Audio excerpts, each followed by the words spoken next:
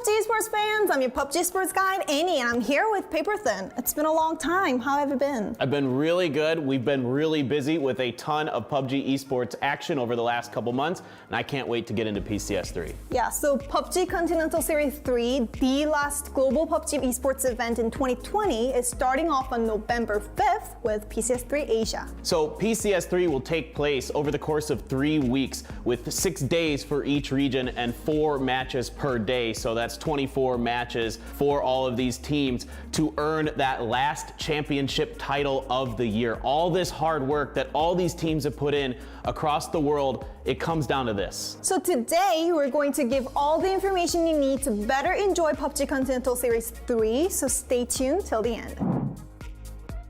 So first region to talk about is Asia. In Asia, we have 4 teams that have been participating in all PCS events like Tianba Esports, Infantry, 4AM, and OG and Entis. What do you think about these teams? Yeah, I mean, they're all very, very good teams, of course. I'm really excited about 4AM. They just won the PCL. They've looked really, really good throughout the event. Forever and Lu are playing incredibly well right now. They're the first team ever to win 2 PCL titles. Yeah, I know. I heard that they brought the trophy on the last day and they had a photo with 2 trophies of PCL. That's like the one and only. Yeah, in Tianba Esports, we have the interesting story. They almost didn't qualify for the PCS3 because they were 12th before the last day, but they earned 83 points on the last day and they got their last ticket. Yeah, we know Tianba is capable of explosive performances. We saw it at the Charity Showdown where they actually just took control of the event from the beginning to the end. So you cannot count these guys out at all. We really have to talk about the rivalry between Gen G. Gen G is back in PCS3. Yeah, so now that Gen G is back at PCS, it's going to be really exciting to see what happens with the South George situation during all of this. We've seen it in previous PCSs where Tianba and Gen G have fought for control over that location. Now, eventually, Gen G did kind of back off. However, Gen G, this is the best version of them I have seen all year. They look really, really good right now. They look really polished. So I'm really excited to see how they stack up. We have another rivalry, the hot drop on School and Apartment Zone. It was crazy in PCS2, like VRLU Ghibli versus 4AM. How do you think in the PCS3?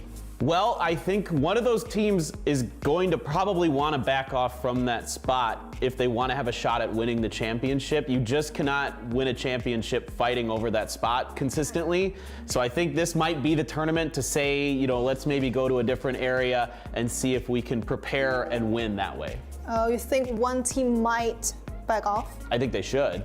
To win. Okay. So for Korea, we really have to talk about OG and Entis because they were the one and only team to participate in all PCS events.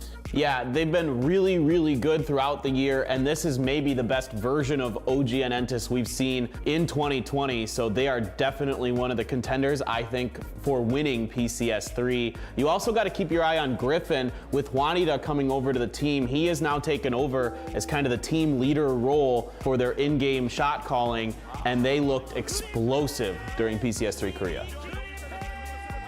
So last weekend we had this OSM, OG Super Match. Some of the Chinese Taipei, Japan, and Korean teams participated, and it was like a mini PCS3. How did you see the competition? Yeah, it was really good and a lot of fun. The Korean teams did end up winning, but I definitely noticed that Detonation Gaming White from Japan looked quite good. They even got a win in there.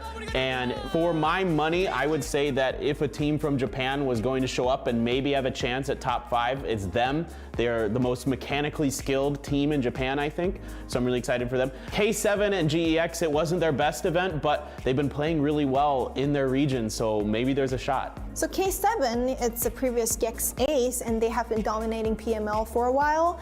I think they'll have a chance representing Chinese Taipei, and the new owner, I heard that she's really famous streamer in Chinese Taipei, and I heard that she's really pretty. North America, we really have to talk about three big teams who have been constantly performing in all PCS North America events. Shoot to Kill, Sonics, and Oath. They were the first, second, and third in PCS3 group stage. Yeah, all three of these teams are really incredible. I mean, Oath wins PCS Charity Showdown. You have STK winning PCS1 with that incredible final game. And then you have Sonic showing us the power of pineapple on pizza, winning PCS2. So between these three, it feels like they're really your front runners. And it all depends on who can show up during PCS3 to really take that title. It really does feel like that. But there are some teams to focus more on other than three teams like ATC. They have been performing extremely well in PCS2 in the lead of Marcelak. And this team now have Sharp Shot in it. And I'm really interested in how they will play in PCS3.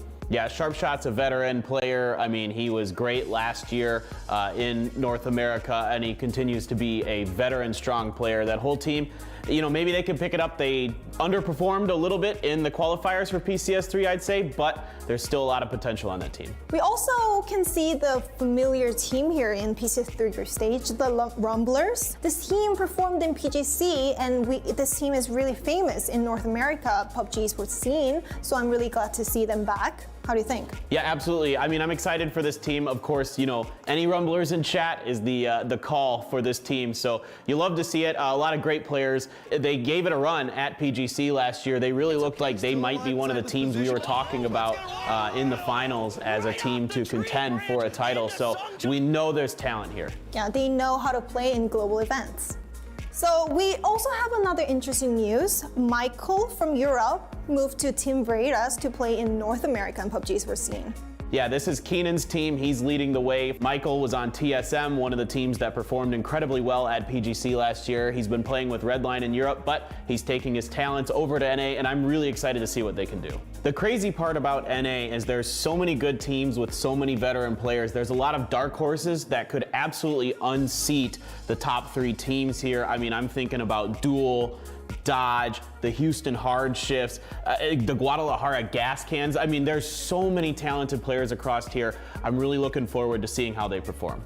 Yeah, so when we talk about North America, people say that there are prominent top three teams, the Sonics, Shoot to Kill, and Oath. But as Paperthin just mentioned, we do have a lot of underdogs coming up to arise. So let's see if this top three teams ends this rivalry or the new champion arise. Yeah, he really was kind of a zero to hero story, so I'm really excited to see this team on the stage. And I heard that he changes setting every 3 hours. It's insane. I think they're really, really fun to watch. They're a wild card in Europe. They play like nobody else does in Europe. And don't forget to like and subscribe.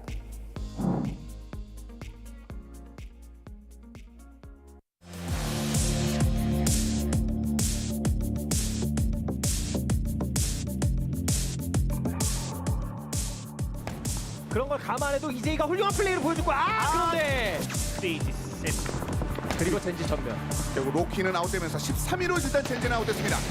그래서 지금 리알로 기와 크리스에게 희망을 좀 걸어야 될 것 같은데요. 네. 어떤가요? 여전히 4AM과 UFP는 치열하게 근데 자기장 끝단에서 좀 싸우고 있는데요. 네, 어쨌든 오, 예. 포에버. 예.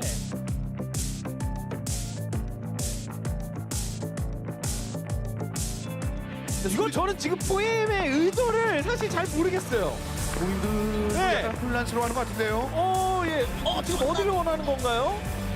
여기서 싸움 일어나는 거고 여기를 밀 생각을 하고 있나요? 예. 그렇군요. 히카리 방거리. 마무리를 위해서 수류탄. 지금 4AM 어디 내린 거지? 여기 또다시 여기 밀자! 내려서 여기 내려서 싸워요. 아니, 야, 진짜 4AM 정말 대단하군요. 그런데 하지만 봤어요. 네. 방어가 야, 이거 VR로 기블리에게 2킬을 주는군요. 1대0.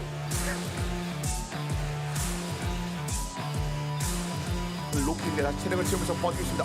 템파가 또다시 위트론 운전을 하고 있는데 4AM 방향이거든요. 자, 이거 쉽지 않을 것 같은데요. 템바 여기서 끝. 너무나도 아슬아슬. 예. 뭔가 좀 네, 템바 e스포츠다운 판단이 그런 의아해요.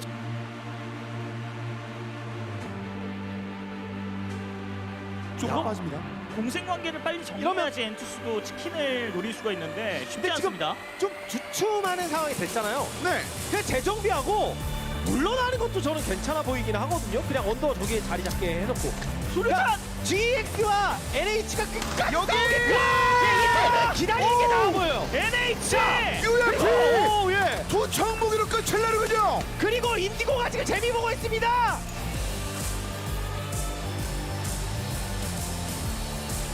창고에 좀 투자를 하는 위치가 있어서 그쪽으로 빨리 합류하면 인텐들이 또 좋은 성적을 올릴 수 있는 시나리오가 아직은 열려 있습니다. 자, 이거 들이받았죠? 와, 인디고! 자, 인디고 대치까지. 이거 우와! 인디고. 이야, 지금 인디고 한 명 더, 한 명 더. 자, 슬쩍 한번 바라봅니다. 위쪽 한번 같이 올라갑니다. 와, 이거 무리 안 하는 거 보세요, 인디고! 자, 엄청난 돌아갑니다, 플레이 돌아갑니다. 보여줬죠? 아프리카 프린스 전멸! 그냥 바로 아웃됐습니다. 지금 6위로 아웃.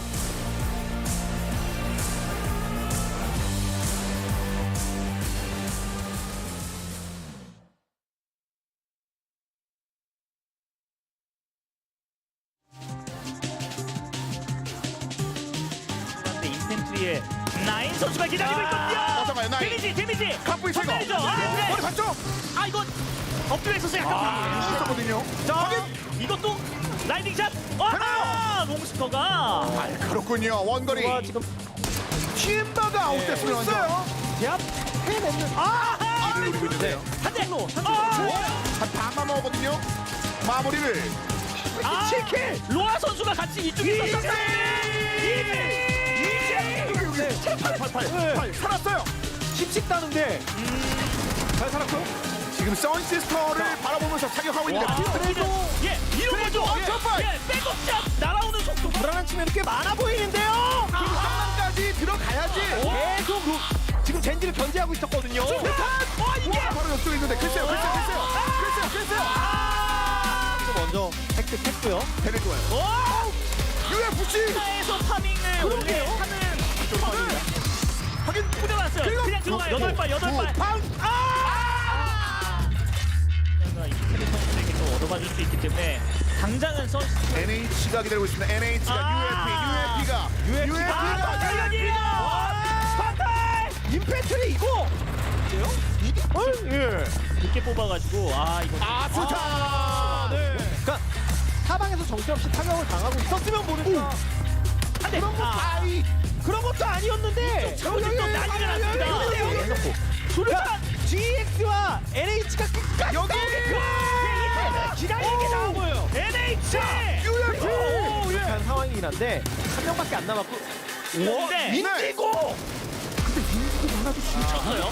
페이스는 이거 버틸 수 없을 걸로 보이는데요. 정보 좋아요. 예, 버튼 좀 쳐놨는데요. 버튼 쳐놨는데요. 크레이죠. 인디고의 오, 예. 도청무기로 끝을 내는군요. 그리고 인디고가 지금 재미 보고 있습니다. 수류탄이 제대로 스피드였죠. 체력이 없어요. 와. 그리고 밍밍까지 아웃. 자, 1점이라도 더 가져가자. 뛰어오르면서 오입니다. 6시 쪽. 수류탄 한번 던지고 뒤로 터지는데요? 팀으로 번지게 되는데요. 자, 뉴 해피 쪽으로 올피드로 들어왔습니다. 이 상황이었고 엔투스도 그 뒤를 덮칠 준비를 하고 있는 상황이거든요. 이게 심장 같은 XDD. 자, 생존의 수비 쪽에 3킬까지 만들어냈습니다. 만점 들어갑니다. 에이스를 뒤에서 잡아내면 내미는 거 바로 기절시켰어요. 자, 이것까지 잡았습니다. VR로 기블리 12킬. 거의 다 왔어요. 여기서 마무리 지어버리겠다. VR로 기블리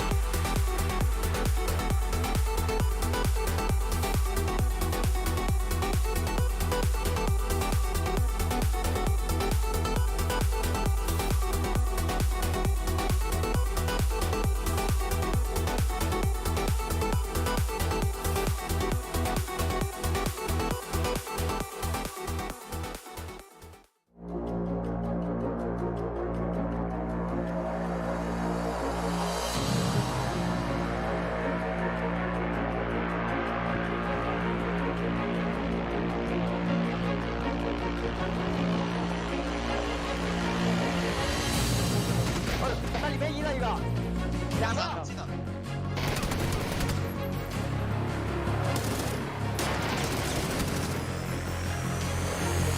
我这边车位置，好车，好了。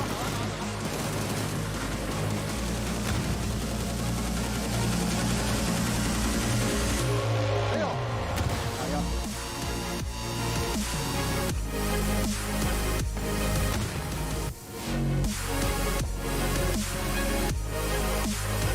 我觉得可以下来，队长来，打头了，走，左边。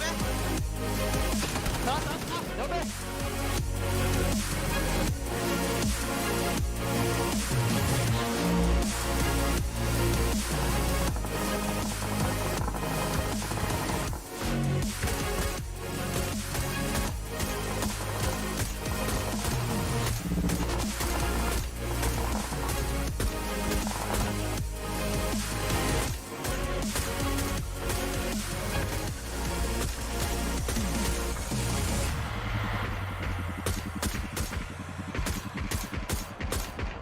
哎呦，这已经跑这反斜了，跑到这反斜了。倒了。牛逼！有房，在左边右边。有，这点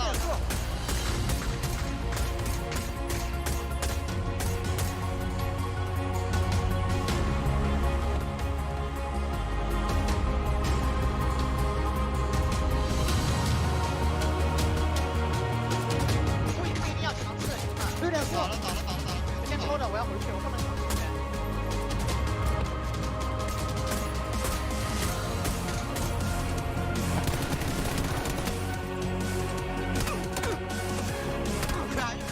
我说6点反正还有2个兄弟。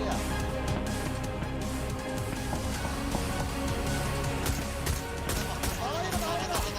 3个倒了，我左边位那个来，上不来。中间那里还有一个。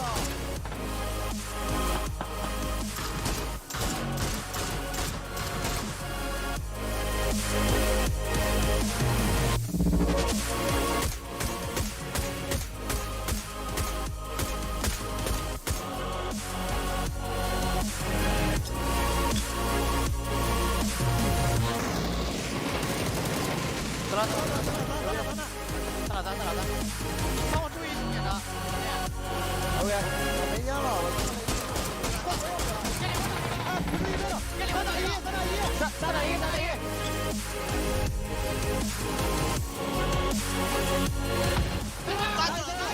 准备。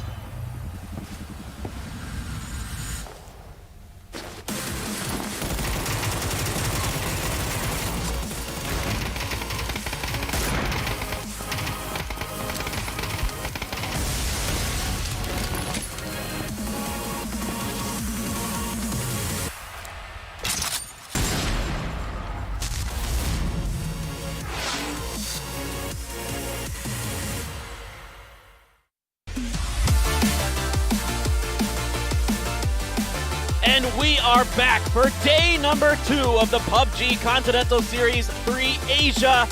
It's been an exciting start here so far, and we are here already for the last day of the week for Asia. We had one day of Asia yesterday. We had NA this morning in Korea time. Now we're back here for Korea, Asia. It's so exciting. Japan, China, Chinese Taipei all here. We're live from Seoul, South Korea. Paper Thin and G-Clef coming at you once again.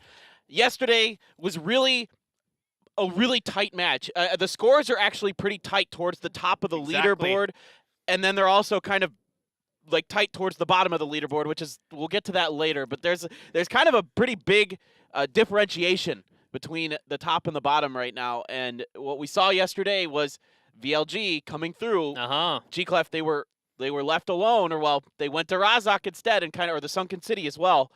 And it looked a lot better. It looked a lot better, especially their rotation in Miramar was very impressive. We did not get to see too much of those fights because of lots of 4 a.m. running into trouble, especially 4 a.m. Tiamba and also Ifty making some weird rotation. They were caught, so we had a lot of those camera following them with not much score actually being done after Tiamba getting first chicken dinner. They had a lot of camera following them, but after that, not much. So we didn't get to see too much action from VLG, but they ended up getting so much point from that top part from the Miramar. We'll explain a lot about the rotations of what exactly happened, especially for VLG. But overall, yesterday, 1 chicken for China, 3 chickens for Korea. So Korea definitely in a lead. Overall, 4 teams out of the top 6 still Korea. So that China versus Korea still continues to happen because this time maybe Korea, they might be able to get that championship I think spot. there's a lot of pride on the line for Korea with how good they were in 2019 in PUBG Esports, looking to replicate that success. Of course, against one of their big rivals is China, that not just geographically, but also throughout all the events last year. It was always Korea, China for a lot of the events they participated in. Let's take another quick look at our schedule, guys. So we're already through day number 1. So today is day number 2, Friday, November 6th. Asia right now, NA coming up later. Then this weekend you get APAC and Europe. And that's our format for all 3 weeks of PCS3. The participating teams, you can see them on your right. Yeah, you know him. You love him. You So gotta many follow good. all of them. You know him. Some teams are rather new, but yesterday you got to see some actions, especially from New Happy and Multi-Circle Gaming. So those are going to be the teams that you would be looking into today. Yeah, I think absolutely that's true. And even though Tianba did win the first game of the day, they definitely fell off a cliff as the day went on. It was a real struggle before them. You can see VLG did win the second Miramar. OGN took game number 3, and then Afrika Freaks salvaged what would have been a very disappointing day with a win in the last one. Yeah, that was. They were not looking good until that last game. Oh no, I almost regretted my decision of picking Afrika Freaks until match 4. I'm not lying. I don't want to lie in cast, man. But that match 4, taking the compound and getting the chicken dinner, they knew how to win. They showed their strength. So it showed some promising signs, but except for that match, and it's still only day 1, so we can't really talk too much about what's going to happen into that day 6, but we saw a lot of promising moments from the other teams with those typical basic plays. Of course, prize pool, big money on the line, $200,000, and plus 12.5% of in-game sales. Go buy them. I bought them. Yep, me too. I had to have that VSS skin. There was no ifs, ands, or buts about it. And of course, if you're watching, you can get drops. If you're connected to Twitch, make sure you have your PUBG account connected, and you can answer the quizzes for some more points. You can get some coupons by getting the codes when those come up. And don't worry, guys, we got a code. They're unique to the English stream, so make sure you're tuning in here and you catch those codes. Get your PUBG games and clients open. You should be able to connect to your consoles if you're doing Xstadia, Xbox, or PS. PlayStation, all of those should be connecting. There were the leaderboards from yesterday. VRLU Ghibli ahead by 7 points, but Multi-Circle Gaming and OG and Entus not far behind at all, tied at 40.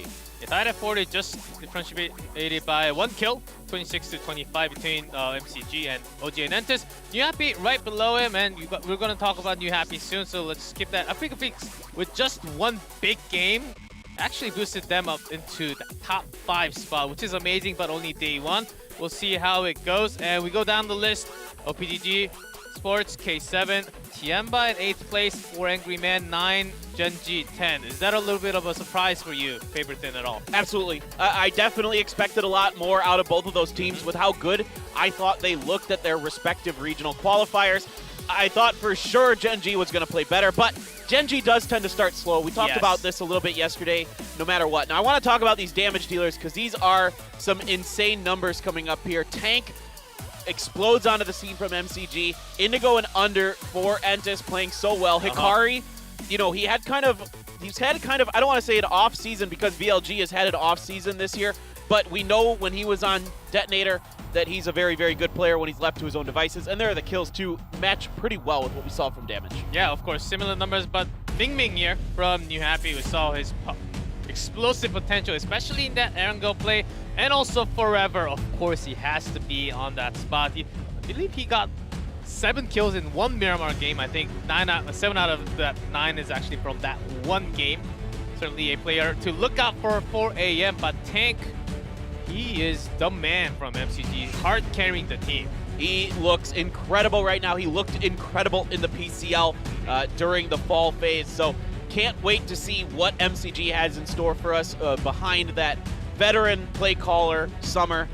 He's been around in PUBG Esports for quite some time. He's been successful for quite some time. This year, finally, with MCG, has found his new home that seems to be bringing results for them. But the story of yesterday, G-Clef, I felt like it was a little bit in Korea's advantage, not just because of the chicken dinners, but there's 5 teams on the left-hand side of that leaderboard for Korea, 4 teams, excuse me, 4 teams, but only 3 for China.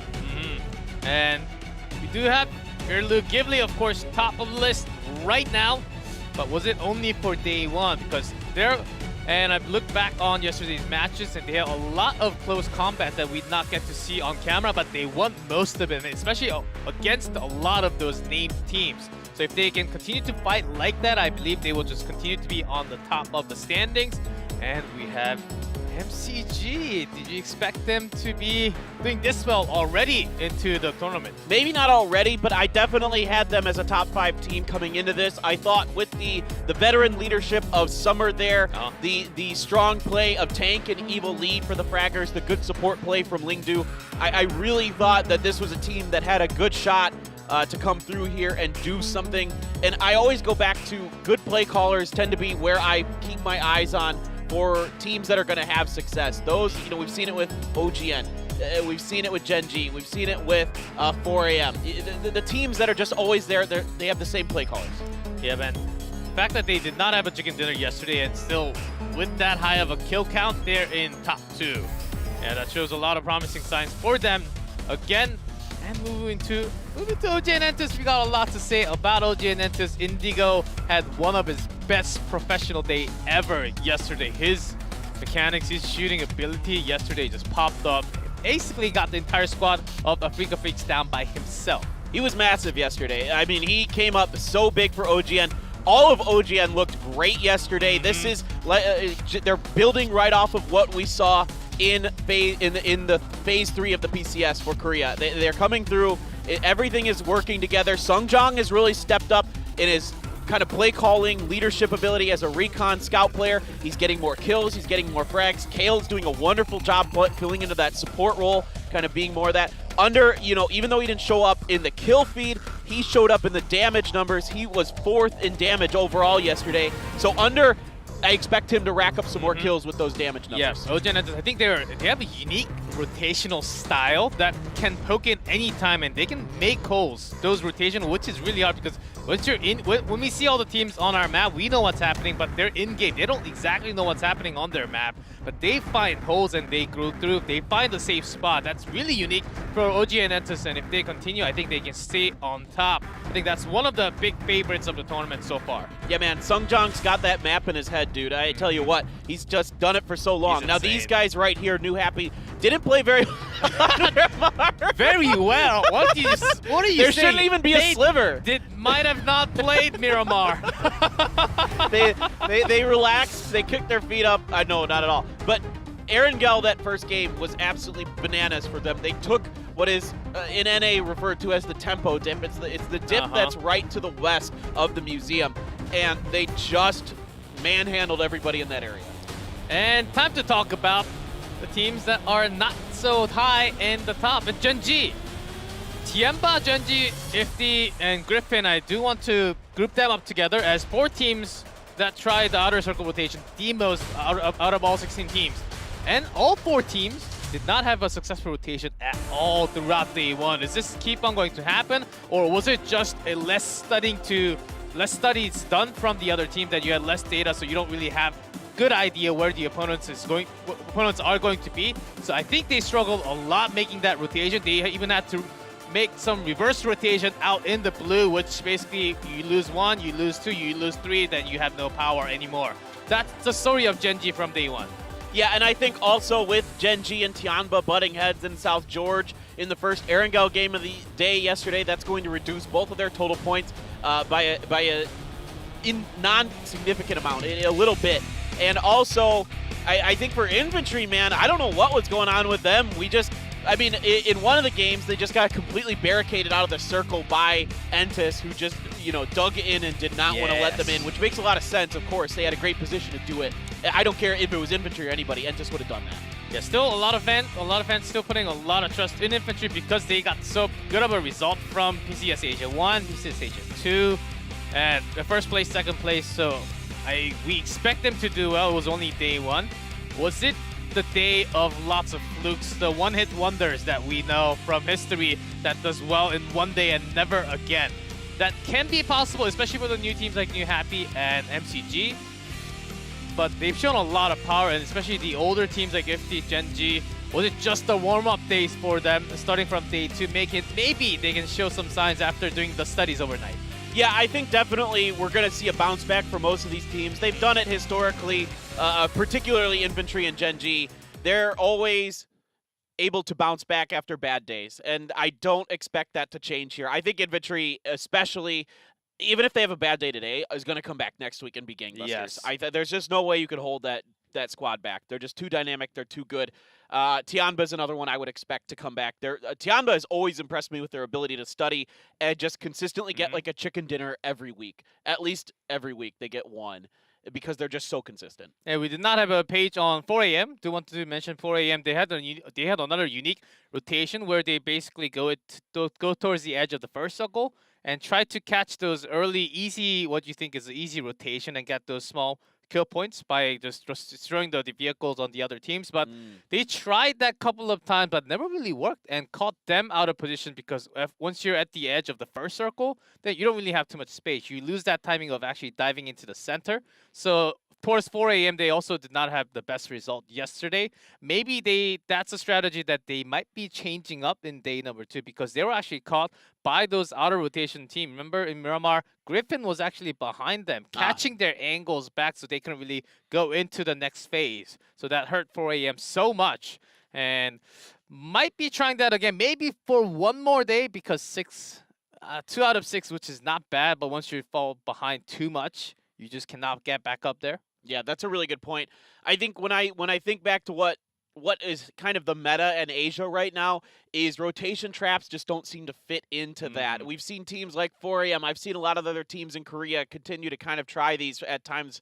VSG, it's just not working anymore. They're the first one that comes to my mind, but it just doesn't seem to be working anymore because you're losing so much valuable time trying to get in. And also, I think, oddly enough, the ability of these players to shoot from vehicles is also kind of causing rotation traps to have a problem. Yes. Infantry had that bridge camp back in PCS2 that got completely busted up because the other teams were just shooting out of the cars and killing them on the ground. Shots are just insane. These players are so good now. They can just basically connect any shot anywhere out of the place. I mean, even yesterday, VLG, they had pretty nice rotation. They basically skipped 4 a.m. because they had 2 motorbikes. They did not choose any other vehicle. They had 2 motorbikes knowing that the rotation was going to take a long time, and that was the reason why. Even in Miramar, it's very hard, but if you can get used to it, I think PUBG should actually start giving out those PUBG licenses to everyone. For those people who drove more than no one's getting that license. 200 miles or something, maybe. No player is getting miles. that.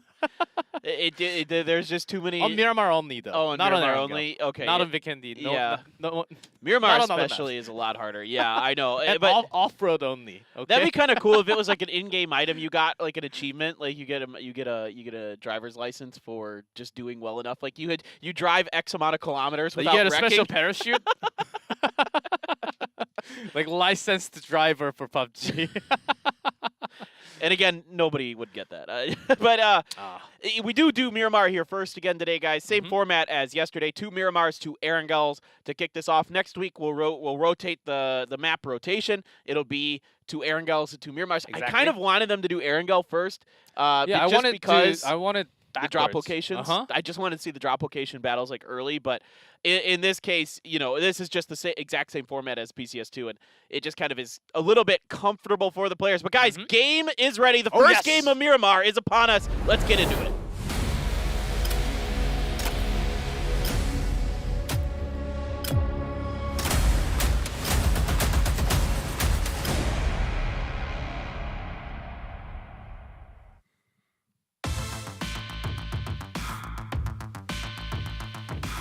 All right, plane is up here for the first game of the day at PCS3 Asia, day number 2. Yep.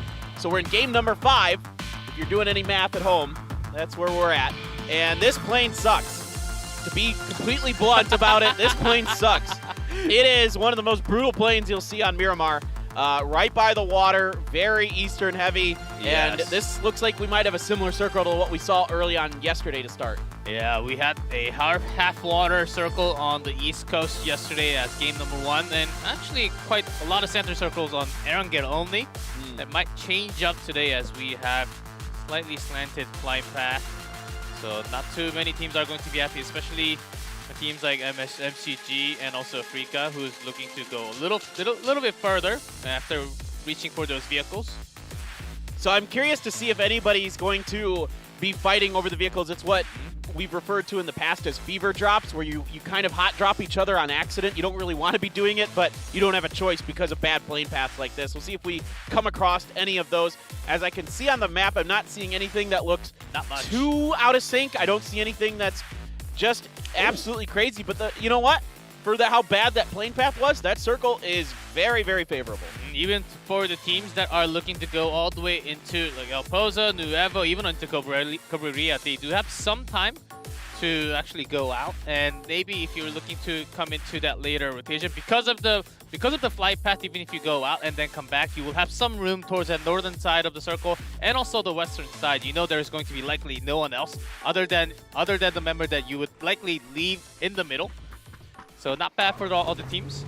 Yeah, I mean, for Tianba, this is Puerto Pariso territory, and this gives New Happy Via Del Mar because Griffin is going to like southern Chumacera. GEX is making their way towards Monte because of the bad plane path. Sun Sister rotating up towards Campo Militar and that area, Tierra Branca, instead of El Pozo. So those are the biggest changes you're seeing with the drop locations on this. You can see there is a little bit of people are a little bit close to each other around the graveyard. We'll see if anything comes out of that. Yeah, one question that I'm seeing on the map feed is that 4 AM Crazy is actually alone. Oh, not too far away. So we'll see how far he will actually go without his members next to him. Yeah, I'm not sure what's going on with that one. If he was trying to contest for a vehicle or something and just wasn't able to get there first and had to back off. That's typically when you see a player that kind of gets pretty far away from their team. It's because they were vying for a vehicle and then they just their drop wasn't as good. Yeah, I think he's just trying to hide after losing the vehicle there and then making sure he makes a safe escape after the opponent actually makes an escape first out of the city. So 4 AM in a pretty good spot. No real big contest to actually lead into any knocks or kills to begin with. And I think this is pretty interesting. Yesterday in the very first game, a lot of teams were picking on infantry, and it looks like it might be happening here again. Zhao Yang trying to drive away from some shots from Detonation Gaming, and it looks like he is going to get away relatively unscathed. The vehicle took a few bullets, but that is about it. And we saw this yesterday. It seems like early on, infantry's rotation patterns and kind of splits are pretty well understood by these teams. We saw it happen where both of their solos were picked on and forced out of position. Yeah, they were actually looting around Impala side, which in this game they have moved a little bit towards west of the northern part of Los Leones, which is a different rotation even for a start. I think they might have actually thought of some more contests near Impala. It'll be harder for them to actually reach into the circle. So we already see a few teams trying to go in deep into the circle, as this is pretty central on the map. So I'm curious to see if Gen G is, after PO tries to pick up his sneaky, cheeky kills that he likes to do. This is very, if you've been watching PUBG Esports, you know this well, that PO goes out on his own and tries to pick up kills early on by himself, tries to catch players unaware, kind of off guard a bit, and I'd say more often than not it works for PO, but at times he does end up getting caught himself because he waits a little bit too long or doesn't have, good enough backup from his teammates, and they don't have the proper information on how the teams are going to rotate around him and those kind of things. And Paper Thin, yesterday that did happen a couple of times, leading Gen G into a miserable position, especially in Erangel. And the meme from the Korean community right now is that, okay, it's Gen G, they'll do Gen G things, we still have trust in PO, but only until today. Only until day 2. We'll give him one day. I mean, every team has one bad day. Ooh, careful there, Evilly. Does a few little barrel rolls, but able to regroup and get it going again. But every team has one bad day in a 6-day event. Every single team in the world, even the best teams in the world, will have at least one bad day. And that's just the way it is. It's just being able to regroup, not let it affect your mentality and come forward with better results. Now, looking forward for Gen G, I expect them to hang out around the crater edges of the Picado crater. So there's 2 Picados. There's Bendita to the west of that. There's another crater. Gen G really likes to hang out around the western edges of that crater, the ones that are closest to Picado. Yeah, and I think they do want to keep the split, as every single team, every other team basically know that Gen G is in Picado, forcing a big rotation towards the western side of those mountains on top of Picado, or all the way towards the east road. So I think that's one thing that Gen G is going to be taking advantage of, and getting a lot of the central information about the first circle. Yeah, and just a little bit later than some on this rotation, as they did kind of drop in that area around the junkyard. Once again, it seems to be that on these Eastern Heavy Plain path is going to be their loot area. They kind of fit in between El Azahar and Impala. And there you can see VLG and MCG racked up day 1 points on Miramar. They were really doing a lot of damage on this map. And I wouldn't be surprised to see either of them keep it up, particularly VLG. They've been really solid on Miramar throughout the year, and part of that is because they've been contested at the school and apartments for some of the events, but in Korea, they're also very good on Miramar as well. Oh yes, those 2 teams, and also another focus point will be New Happy. Can they start a game in Miramar? Because they are still yet to find a single point. Yan Lee trying to do a little bit of trap shooting there. Doesn't get any shots to land too heavy, but there is going to be one knock on to New Happy here. Yan Lee going to let a grenade fly. You can see Global Esports XSET is setting up for a push from New Happy. New Happy does have all 4 members that have moved in onto this, but it looks like for now GEX is going to try to either wrap around or get different positions. It is hard to hold this shack compound up on this hill. And a lot of the teams would love to take this position because it's so high up. You can get so much valuable information, even into making another stone and setting up another stone and going into the next places. You can get a lot of those value by coming up. That's exactly why New Happy is willing to change their rotation and go for the fight. And Mao, this position is dangerous at the same time. That's exactly why Ming Ming catches Mao Ye. Mao Ye didn't check his flank there. He's got to be looking towards that direction to make sure nobody's downhill from him on his flank. He never looked. And that's an easy finish for Ming Ming. And that's another kill in the bag for this up-and-coming superstar from China. Sometimes you think you're the one rotating, catching the opponent off guard, but it ends up that the other team's doing exactly the same. And sometimes you go down instead. That's something you just have to check. In these type of terrain, it is very hard. You just have to have a member to go back up with the smoke. This time, New Happy is going to escape with that 1 kill now. Yeah, that's a really interesting spot because it does get contested a lot between teams that come from El Pozo or Monte, because it is, like you mentioned, a really good spot to get information from. It is pretty high up. The problem is if actually you're the first team there, it's really hard to defend that location. There aren't a lot of easy angles to just lay Yes. down fire from, and it's because you have to get to the edge of the hill, and the actual buildings, the shacks and things, are kind of far away from the edge. And it was early enough for GEX that they were still looting from some near positions, not exactly that. We have another center circle, as this may actually end up near Pecado, or just the east of Pecado. That's Genji already moving towards that eastern side. Yeah, not too surprising to see Genji's movements. They're hedging their bets with that 2-2 split, although I imagine they might try to regroup. Griffin is on a 4-man set.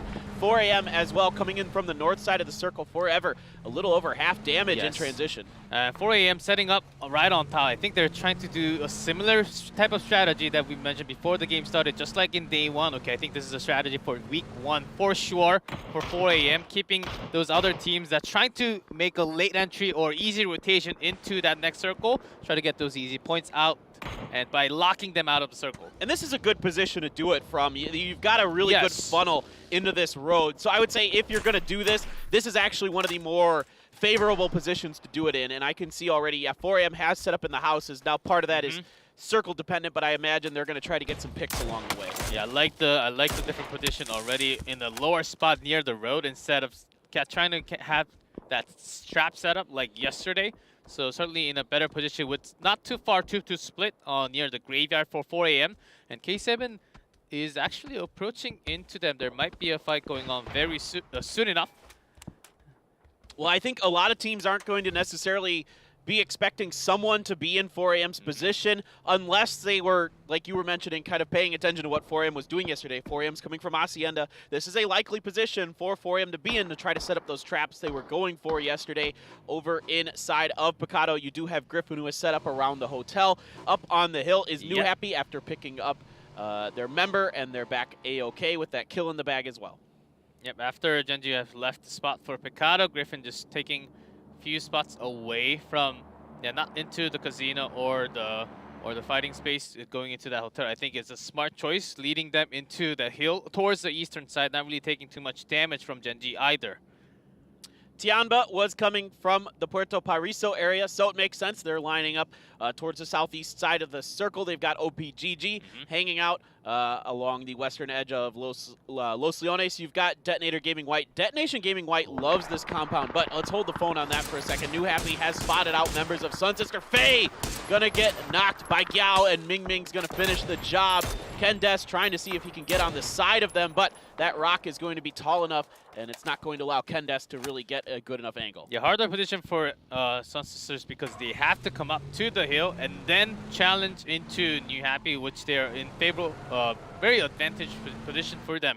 And if they go down, 4 AM is already on the wait, so Sun Sisters no other choice to go out into the blue and make a long rotation towards the power grid and then go down into Pecado side.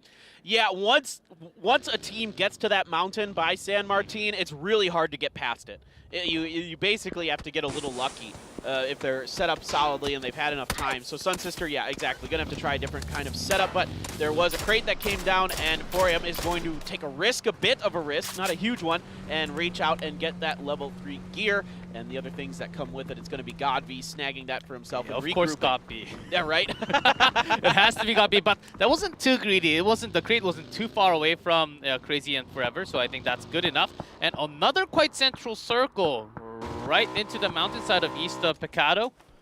So this will be another pretty hard game for Tianba, I think, because they have to break into a lot in the next upcoming circle. So I think when I look at this map, the first thing that comes to my mind is infantry. Are they going to be able to defend this push that I see Pero just about to make? I'm sure we're about to watch it. Oh, yes. This is a huge moment for infantry right now, and Pero. Both of these teams towards the bottom of the leaderboard coming into today, and there's only 2 here for infantry right now. Pero on the 4-man push, so they are full up and running. But these houses very hard to push, but bullying down early already from Mamu. Zhao Yang trying to hold up in the house, and he's going to have his work cut out for him, and it is going to be infantry sending the reinforcements. These 2 teams are just going to duke it out, but it might be too little too late. He flies out in front, gets one. That's going to be an instant down, but Longsker going to pay the price. Zhao Yang has been knocked as well. 9 very hurt, and that is almost all of infantry down. And infantry thought they had a lot of chance the moment they had the vehicles into the house. When they got the reinforcement, that was the timing to strike. But Pero just reacting so well to that attack. And also somewhat of Genji's help actually, Yeah, lining down some sights into this compound, getting to pick up one more.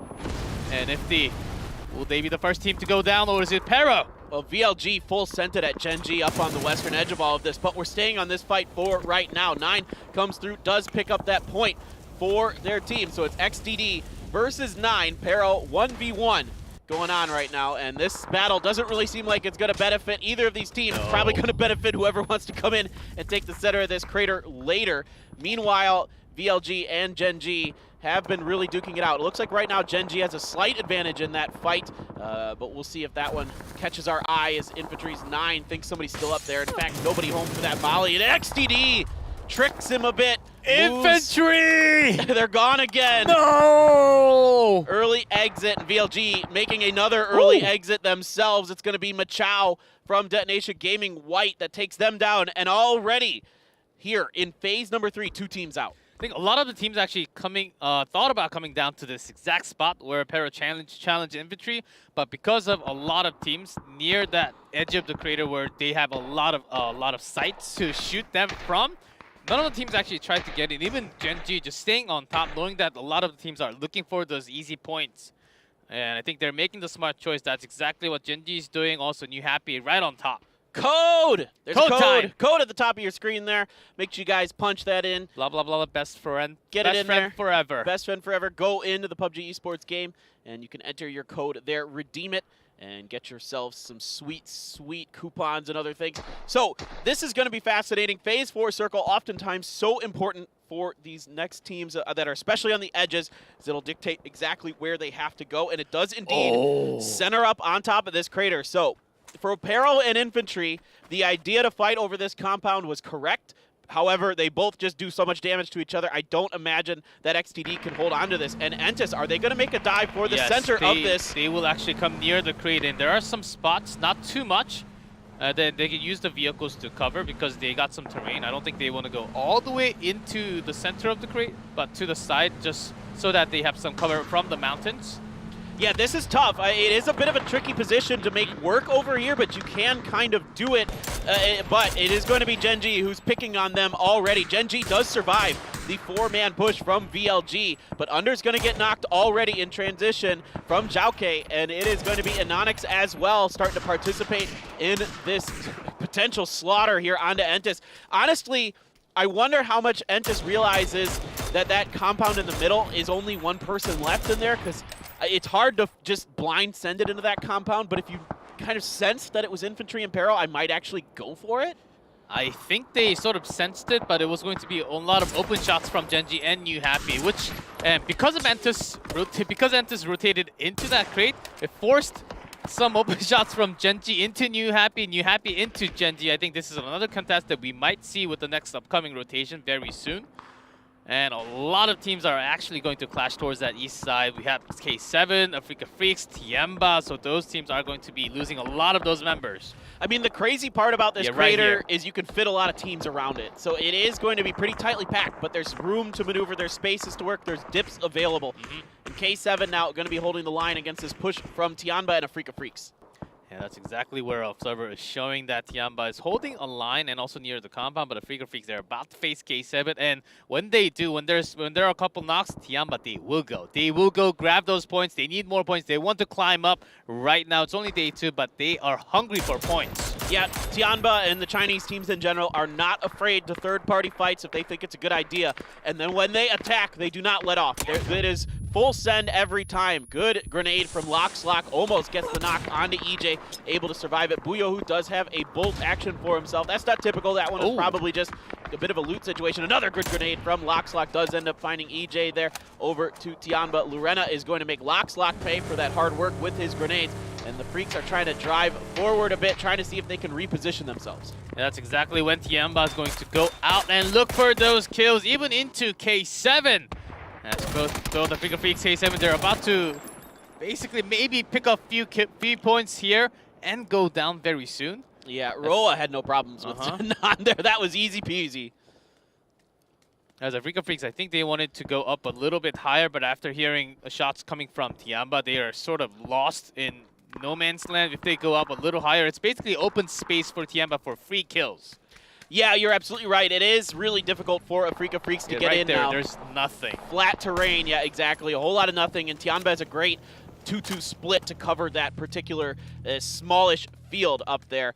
Meanwhile, Entus has weathered their storm. They are still 4 up in the center of that circle, so a good push. Under was knocked, but he was able to be revived as well. And like you mentioned, there's a lot of teams fighting around the edges, and that's buying Entus some time. This circle, very nice to them as well. The center circle rotations, these phase 4 rotations for Entus are so on point. Yeah, Entus circle 3, circle 4 rotation right into that center. And not really losing too many. Those are some great rotation that we don't really see coming out from too many different teams. And Hanxia, eventually goes down. Rurana just comes out from the side and takes the last shot, last HP away from him. DAY2, the only one left from Afrika Freaks. Can they actually manage to get out? He can't go for the res at all. He just has to run into K7. Yeah, and you can see here, Tianba is still hungry. They are still trying to see if they can finish Afrika Freaks off because they know that there are other teams out there that might steal those points. They don't want to try to avoid letting that happen. Now XDD finally has a team that has made their way into the U-shaped compound. It's going to be Detonation Gaming White to take this spot and try and bop him out of this position and this round. Now Lin Shun raining it down. Gets a few taps in, but it isn't a knock for him as Tianba still is bearing down on this fight between K7 and DAY2. Yeah, they have some room and also a small hill to go into that creator side against a lot of the other teams, but K7, they still have 2 members left. And when Savior does go down, the second member might actually, no, right before that, DAY2 is the first one to go out, and Afrika Freaks and 14th. Yeah, DAY2 tried to get himself up forward far enough that he was out of the sight lines of Tianba, doesn't get it done. He does end up picking that kill anyway, though, because M200 finishes off Buyo with a frag. Now over to Genji, under some pressure, and it is going to be the Sun Sisters and Griffin. Mean Sung and Two Heart coming in, get 2 early knocks. Two Heart's gonna get PO down as well. It is just Aqua 5 left up for Genji. Everybody else is bleeding out rather quickly. That grenade right underneath the vehicle, right on his feet. That's gonna be it. Aqua 5. Genji's gone! Down. Griffin doing the hard work there with a little help from the Sun Sisters. That looked a little too easy on Genji, who has been keeping that position for a long time. And that shouldn't really happen when you're keeping that position for that much of a time with that much information. I think they just got overwhelmed. I think there was just too many players around them and it just got too hectic. They weren't able to kind of maintain a focus. Meanwhile, Griffin just decided to just full-on send it at Genji. They end up getting wiped in the process for all their hard work. Now it's going to be GX trying to make a late rotation to come into this, but OPGG has the side of the hill and a great angle to throw some throwables in there. Let's see if they can reach them. They're coming up just a bit short, but Leo is out in the blue and knocked. Yen Lee and CC coming up forward. Now Sun Sisters on top of them as well, making it rain, but Sun Sisters is actually going to lose that duel. Yeah, 4AM also pressured from that northern side, and I think they want to push a little bit more into GEX or even into OPGG as the circle that they do have to go down from that hill. Now it's going to be an easy kill pickup from Entus, and a lot of those points will also go towards Detonation Gaming White. Yeah, this is Detonation Gaming's White to farm the teams that have to come in off the hillsides. It's going to be a little harder for Entus. They're a little more exposed, but definitely for Detonation Gaming White. This is a round where you could pick up a lot of points, and you absolutely should. Now, Evil Lee, once again, with an AWM for MCG. They're making a late rotation from the north. They're going to have to butt heads with New Happy, but Zhao K already knocked. Like Non trying to go for the res, doesn't like it. Feels like he has to reposition because there are a lot of throwables coming up and over. 4AM, New Happy, MCG, Tianba, all the Chinese teams on this northern hill trying to contest for the best spot to go into the next circle. And New Happy might actually be right in the middle. They're finding some spots, and 4AM not really challenging them directly, knowing that MCG is right on top of them too. Yeah, MCG is really taking their time. They have quite a bit with the way that these circles work. They're a little longer at this phase in the game. So Tank is trying to do everything he can to get some knocks and other things. Like Non takes a bunch of damage, has to prone right away. You can see Ling is trying to come around, finds a great reposition there as he knows he's prone. It's a lot harder to turn when you are prone. Like Now, yes, down, out, and easy. Yeah, Ling doing a great position to strike in. He's going to push a little bit more as Tank is going from the side. That's another knock into New Happy. He's losing their control, and Ming does fire back, but not enough. Tank is going to wipe out the rest of the squad, and you happy finally not really keeping that position, just like Genji right in the middle. Yeah, so we're seeing good everything from MCG so far this tournament. Good Good push. rotations, good fighting, everything looking quite good. They still are outside of the next circle, and I don't know how easy it is for them to be able to get into it because there are two teams that can kind of, again, watch these lips. So every team that's outside of this crater is just really kind of cursing themselves because it is really hard to come down these hills. There isn't a ton of cover, a few things here and there, but again, it's Miramar, so the hard cover isn't always available. Now, DAY2 Gaming White, again, they should be racking up a lot of points. I haven't seen them too much in the kill feed. Yeah, the best position for 4AM would actually be using the vehicle staying right here in the circle, but they are actually being targeted by OPGG. That's one target they might have to take care. And Tiamba just going for the challenge against MCG. They basically will be torn apart because it took so much time for them to actually take down the team of New Happy. It's pretty amazing that a lot of these teams still have vehicles to use to make their rotations. That's making it a lot easier for them to get down these hills. It makes it a lot safer, and it kind of explains why it's been harder for Entus and DAY2 Gaming White to maybe rack up as many kills as you would probably normally think in a situation like this would happen. But Circle coming up, phase number 7, gonna center right up basically on top of Entus and DAY2 Gaming White. Tianba is in there as well, so 4AM gonna have to fight their way forward. Yeah, DAY2 Gaming, I think they have a lot of angles to shoot through, but they're just checking for information, not actively shooting at targets, even if they get some chance. I think the number one target they want to shoot at is Entus. That's why they're saving a lot of bullets against these Chinese teams towards the edge of the circle. All right, Tanky is not able to do much more. Finally, it's gonna be seized from DAY2 Gaming White. That puts him on the ground forever. Does get Mings here from Tianba, so Mings wasn't able to keep himself safe long enough despite all of these wonderful vehicles that Tianba does have available. Some good shooting from M200, and now Melifo is going to find Lu. Let's see if anybody can steal that out. Entus now all eyes squarely on to Tianba. They're pretty bunched up. Let's see if they can get anything going. 4AM as well, and under with a good grenade finds Crazy 112. 2 down for 4AM as they are getting pushed in by the circle now. Yeah, 4AM even going in near Entus would be amazing. Only if Tianba gets some knocks like these angles that Lorena's right now looking for getting some damage in, but the vehicles are blocking. That's a great headshot onto Under.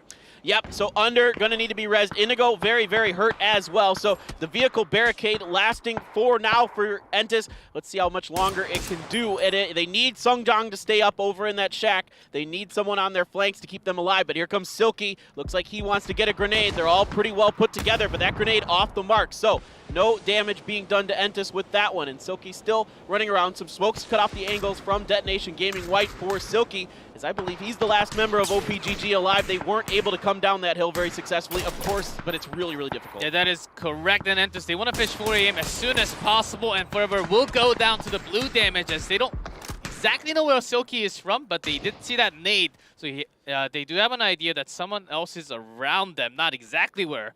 Yeah, you can see nobody from Entus is really looking over in Silky's direction yet, so they're a little confused. They're getting shot at a lot by Tianba, so again, that's where their attention is focused. Generally, the bullets are gonna, create that attention. I don't think they know. I think they thought that nade was from 4AM. It's possible they never... Silky might just strike on their back immediately and then bring them down from a chicken winning position. Yeah, it's hard if there's all that stuff going on to hear the direction from where it's bouncing from. You can kind of get a decent direction of where the grenade came from by the bounces. Actually, some players can actually hear that well. DAY2 Gaming White, in the meantime, is going to have to push a little bit further forward, but they're able to keep all of their vehicles relatively safe, and that's going to be potentially a really big deal here at the end of a game. If you can have vehicles alive at the end of Miramar, that's a really big advantage because, again, there isn't a lot of hard cover on Miramar compared to some of the other maps. Ooh, quite an early push by DAY2 Gaming here. White pushing into that small hill against Entus. I don't think they would just let that easily go because they will come for the push. They know Tianba, they cannot come down anytime soon enough because they don't have that many vehicles. Yeah, this is a weird situation for DAY2 Gaming White. They had that compound for a long time, but this circle has kept Tianba's hill position in, so they have to go for this other side. They can't really cut across. There's just too much open space, so they have to go to the side, work on these hills, and get into Entus's grill. And Silky as well, still alive and still hiding. Now, Kale up and over, doing some good damage, but Gokuri actually knocks Machao there, so a bit of a mistake there from DAY2 White coming out under pressure. But still, Tiamba, whenever they go on top of these... Oh, Silky actually takes Indigo down from the side. Entus, they had no idea he was right there. This is the perfect time for Silky to pick up those sweet few points. But Tiamba is also on top, so he can't really extend too far. Yeah, Silky doesn't have any more throwables in the bag. No frags, no mollies, so he's not able to take advantage of it. Lurena's going to be the one to find him. He almost... It really wrecks Entus's round. He makes a ton of damage into them, but it isn't enough to get... Oh, there's a good grenade from Gokuri. That's going to put a lot of hurt into Entus. Under, only hanging on by a sliver of health. Detonation Gaming White should pop up over this hill and finish the job, but there is some crossfire coming from Tianba. It's going to be actually Tianba that's going to wipe Entus out, and now it is 4 members of Detonation Gaming White against 3 of Tianba. And Detonation Gaming White, they have some room, but Tiamba, M200 already pushed right towards their face. This is going to be big. Oh, that thing! It's huge! Detonation Gaming White, they almost had the chicken, but not anymore. Tiamba pushing all the way into White. Oh, it's going to take a miracle now. Only 1 member standing. Just Gokuri for Detonation Gaming White. The smoke wall is down, but the rest of his team is basically out. More throwables coming in. A good grenade does some damage. It gets a knock on M200. Lin Shun comes up and over, but it's going to be M200 and Tianba that are going to finish the job. Tiamba again for the first game in Miramar, getting that chicken dinner. Woo! What a start for them again, but they have been cursed yesterday after getting that chicken dinner, so we'll take a look how well they do in match 6, 7, and 8. That's going to happen today. But what a big chicken dinner with how many kills? I couldn't even see the kill count, but over 13 for sure. It's really fascinating to watch them move. They're so good at just making the other teams be forced into bad position. You saw it early on with the Freaka and K7, where they just completely boxed them out at a perfect 2-2 split to keep both of them just at bay, and then make them fight each other a bit, and then come in and pick up the pieces. They rotate a little bit further north. They block out MCG and the other teams that are coming from up there. And then they've got this high ground position. The circle is a little bit favorable to them, and that makes Detonation Gaming White do something they don't want to do, which is kind of try to fight on the other side into Entus. They could have came down about 10 more meters, which allowed... There are some spots, but not very open spot, and using their vehicle, they could block the shots from Entus, but they decided not to come down, use that high hill to get that open space to get those kill steals, which was the perfect and the right idea.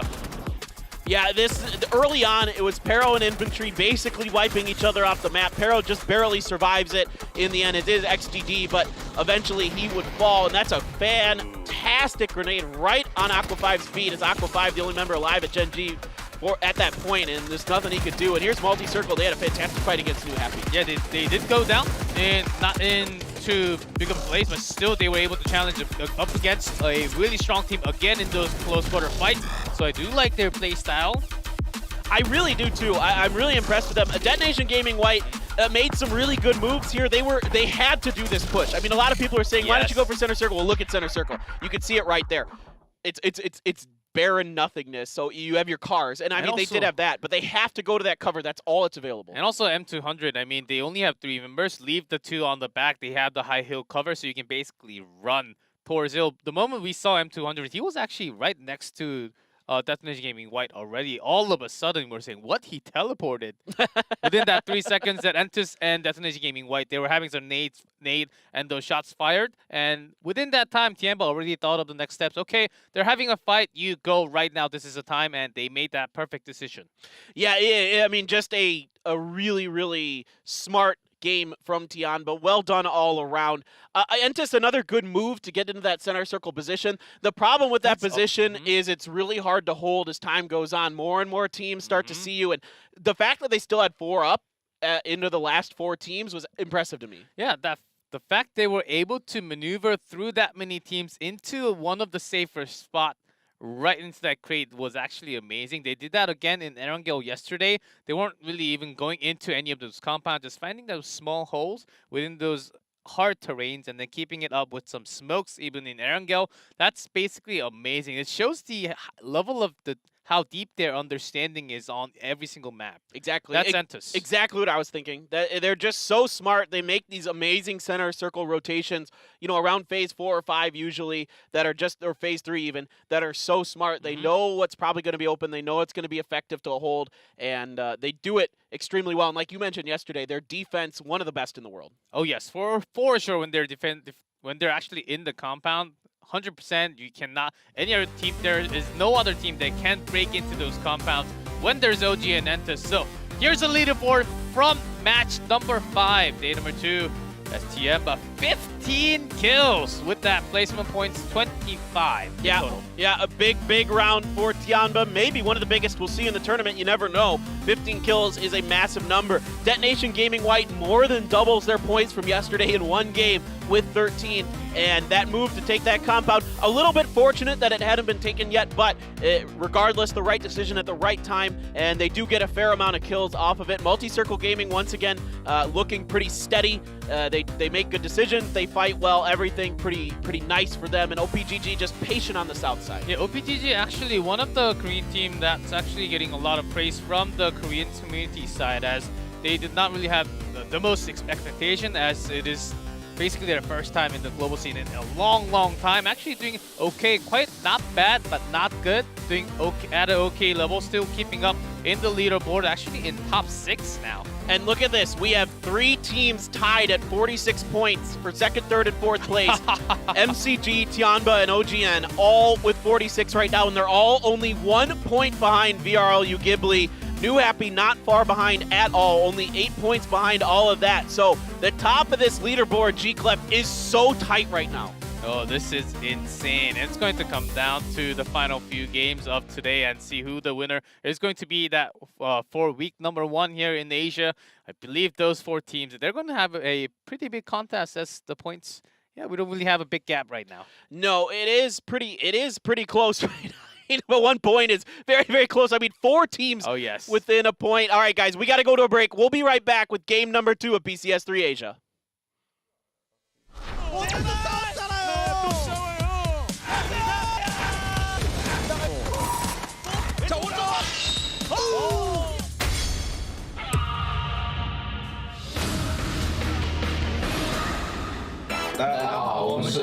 I'm 战队。看一下吧，就先看完再说。 제가 라디오 스타 감성이에요. 주조심. 안녕하세요. 안녕.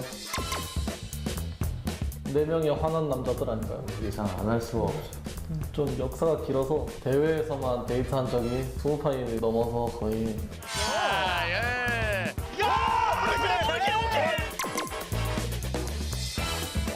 아니요. 세고 싶진 않아요, 딱히. 배틀. 학교와 아파트에서 이어지는 랜드마크 싸움들이 많은 배그 e스포츠 팬분들께서 이 두 팀의 싸움을 주목하고 계세요. 학교와 아파트에서 이어지는 랜드마크. 우리는 왜 랜드마크를 안 바꾼 거지? 꼬임이 아파트를 계속 먹는 게 마음에 안 들었어. 그게 아니라 좋아서 한다는 게 아니라 그 전에 많이 이겼었으니까 이번에도 똑같이 이기면 된다라는 생각으로 했던 거죠. 2个字好笑。毕竟跟我们弱点就弱了很久嘛，对吧？就是我们也不是非针对 ABLG 然后如何，就是我们也只是觉得就是这个地方我们非要不可。 그래도 이게 양쪽에 수비를 하면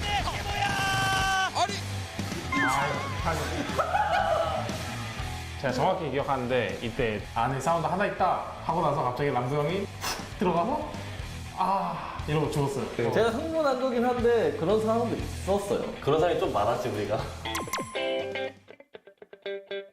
真跳点对我们两个就会不会都不好，互相的损失吧。 이거 빨리. 행복하게 했어요. 대회에서 처음으로 이긴 거라서 매우 기뻤죠? 그 당시에. 没意思了，有意思也是这个意思。VLG 的特点就是延迟低。이거 하이딩 잘했지.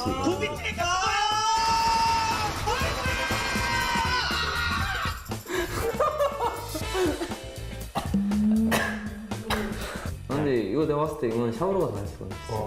对，他别人主动 Q 你。听到对手的称赞，觉得非常开心啊。 보세요. 수리탄이 옥상으로 날아와요. 에스페가 먹고 있는데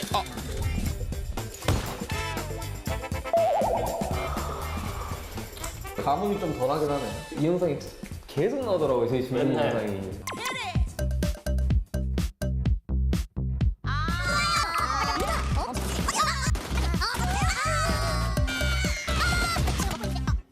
멸망전 하면서 이제 좀 정이 드는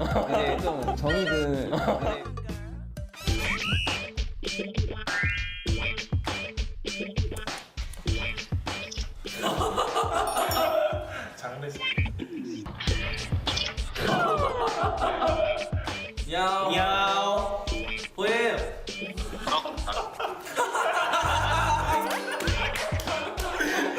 DC의 1등 한거 굉장히 잘.谢谢谢谢。给我们点个赞，给我们点个赞。 아파트 연습하고 있어?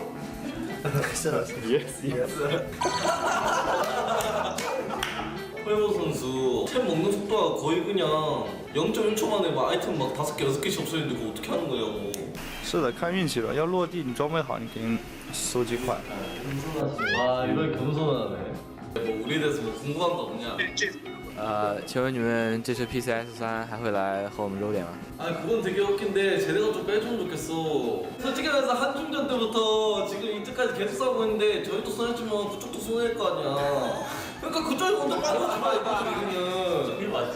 有朋友说 PCS3倒数第一、倒数第二已经预定好了，倒数第二是我们，倒数第一是他们。你们可以祝我生日快乐吗？今天我生日。 어떤 선수요? 누구요? 하나, 둘, 셋, 넷. 생일 축하합니다. 생일 축하합니다. 사랑하는 샤오 생일 축하합니다. 감사합니다. 问一下他们 PCS3的目标是什么？ 호인보다 위로라고. 호인보다 위에요, 목표. 有我们在的话，你们拿不了1，只能拿2。问一下，如果有机会线下都要一起打比赛的话，我们能去蹭饭吗？ 이거 물어보려고 했는데. 오. 너무 좋지. Of course. Of course.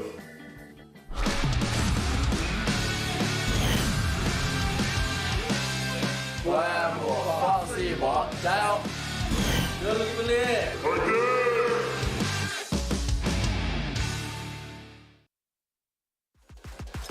恩塔是2标，点你一个。我76有90发。哎，左边拉了，他们去安塔斯了，我开车下去。感应厕所那个。坐倒了，不然他倒了。真是。我开车去了。人都在1标那边，1标。继续放大，全在那个树那，明白？全在树那。扔雷，丢雷。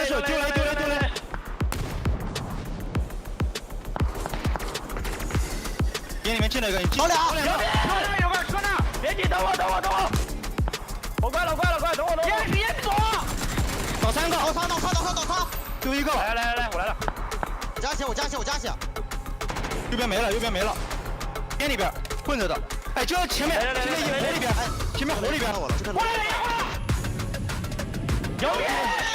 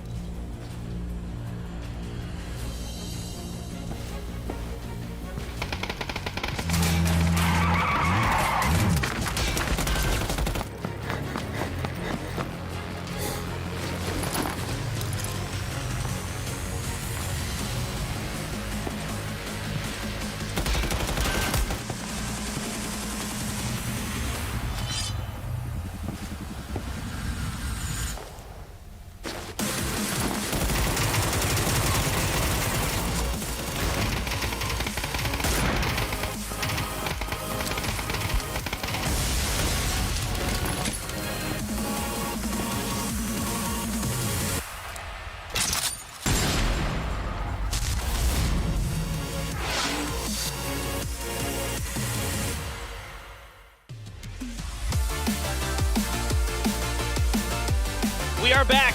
Game number 1 is done, so that means it's time for game number 2 here at day number 2, trying to put the number 2s together for PCS3 Asia, and these are your top 5 damage dealers from that match. Not too surprising to see a whole bunch of Tianba up there. Of course, from Lorena, Zhao Didi, Lin Chun, Ming Ming, there's such good players out there just having. When it comes down to these Miramar, not just the terrain, these close-up combat shots, you just have to get the recoils down first. And the reaction time, you gotta be so quick, so quick with the right click, and then just instant shot spray, you gotta get those knocks, and also stealing those kills. I think that all came in together, especially for Tianba, just raining down those bullets onto the right target all the time. 900 in a single game, that's amazing. Yeah, it's looking really, really good for Tianba. Back-to-back days to open up with chicken dinners, and this isn't too surprising. We've seen this team do it before. We've seen them be in contention multiple times here at the PCS, and no surprises at all that that's the position they're in once again. I mean, we've seen it time and time again. There's a reason they've qualified for every PCS. There's a reason they're one of the best teams in China. They're just nuts. They're so efficient. They're so methodical, and we know they're crazy skilled players as well. And Tianba, I said it early in Phase 4 or even before Phase 5 that it might actually be a really hard fight for Tianba to push off from that southern east side. And I look away and look into Genji, and then the moment after I look into them, they're already in the circles. Magic. They make the magic happen. This time they actually made the correct decision to actually stay towards the eastern side. They didn't really go for that slow or big push. They went in at the time, waited for the other teams to fight first, and then strike from the side, steal those kills, because they know they can actually make that late rotation, because they can actually have that power to push the other teams when it comes down to those favorable positions. Yeah, absolutely. They're really fun to watch. Here on Miramar, they've been great, but we know they can get it done on Erangel as well. We've seen it in the past. Particularly, I'm having flashbacks to the Charity Showdown where we saw some really impressive stuff from them on Erangel as well. But that is neither here nor there, because the next game is still Miramar, and then we move over to Erangel. So 4 games every day, just like we've been doing in PCS2. We're also doing that here in PCS3, guys. So I'm really looking forward to this next one. That plane path started out kind of crazy, but the circle was very, very favorable. And one team I think, you and I were definitely kind of scratching our heads a bit with there was Genji. Genji got everything kind of going their way. I mean, those are circles that Genji absolutely just loves to see from their Picado position. Well, I know they were trying to keep in position and look for those even knocks into OG Nantis or even into Destination Gaming White before, and even into last remaining member of Pero staying alive in the crate, and also New Happy on the on the other side of the hill, just contesting against him, trying to get those position. And this time, like, PO didn't go out too far, of course, but it was just a slight less, I guess, concentration or focus on their back. They didn't really realize Griffin was that close up on them, because before that approach, they actually heard nothing from that western side, and also south side. There was OPGG. They knew that for sure, but not exactly where Griffin was coming from. So that's, I guess, somewhat careless for them to actually. We can't really cover too much because they've been there for a very long time. They should have known that for sure. The Sun Sisters were in the mix as well. It kind of makes me wonder, like, what a lot of times will happen on the side of that crater is, like you mentioned, New Happy's up there on the other side, and then Genji's on the south. So a lot of times those two teams will fight each other, but just naturally because of the way the terrain is. And so you're seeing each other a lot. You're putting a lot of shots into each other. That gets dangerous for both teams because you kind of get tunneled. This happens a lot where you get tunneled where the shots are coming from, and then you're not too aware of stuff going on around you. And so that's the danger you run there. But I've seen Genji work that position before and even win from pretty similar circles. And do you think they were a little too passive? Actually, they could have reached out to New Happy if they rotated up north. That was a potential because they had no one else really coming from that far western side before Griffin. I think that could have been a chance, but because of the results from day one, maybe they're a little too passive right now. Yeah, exactly. Well, we'll find out, guys. Game number 2 is coming at you.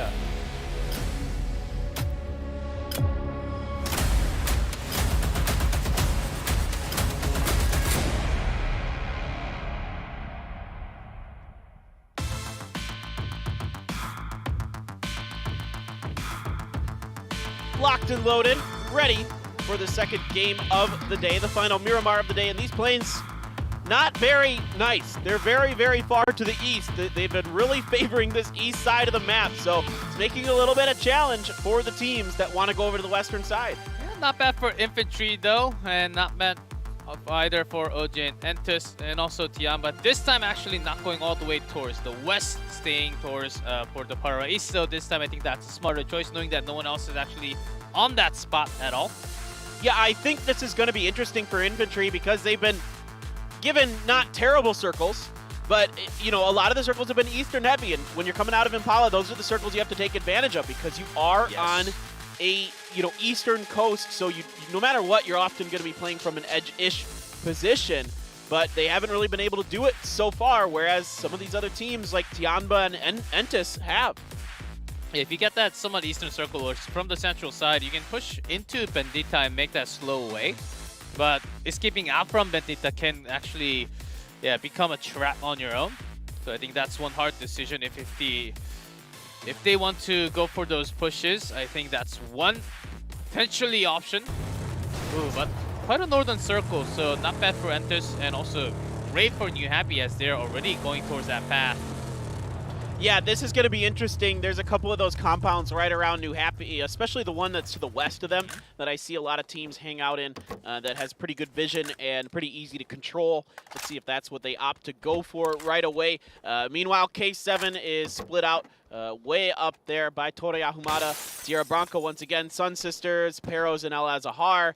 Nothing too crazy, nothing too different from what we saw in the last game in terms of drop spots and kind of loot locations.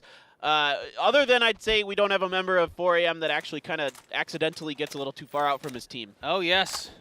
And since we have Tiamba on screen, we did see the second game of Miramar like this yesterday. Tiamba did start from all the way in the southwest from Bahia del Mar, and then we had a northern circle, sort of like this. It was similar in pattern of the circle and where they landed towards all the way south.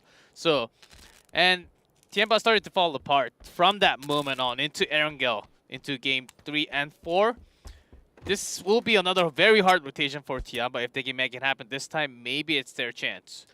Yeah, I mean, they're definitely going to be kind of, at least with this circle, they can take the lessons that they learned from yesterday and try to apply them to this match. No matter what, it is more difficult. Regardless, if you're coming from outside of the circle in, it's oftentimes more difficult in the current Asian meta. Just the way that the teams like to play. Everybody's trying to get center early, and they really do a nice job. Now, let's take a quick look at this replay here. Some of these shots coming out from Tianba. Now, this is starting out on the eastern edge, and they eventually make their way to the northern side, but up first, they've got Afrika and K7.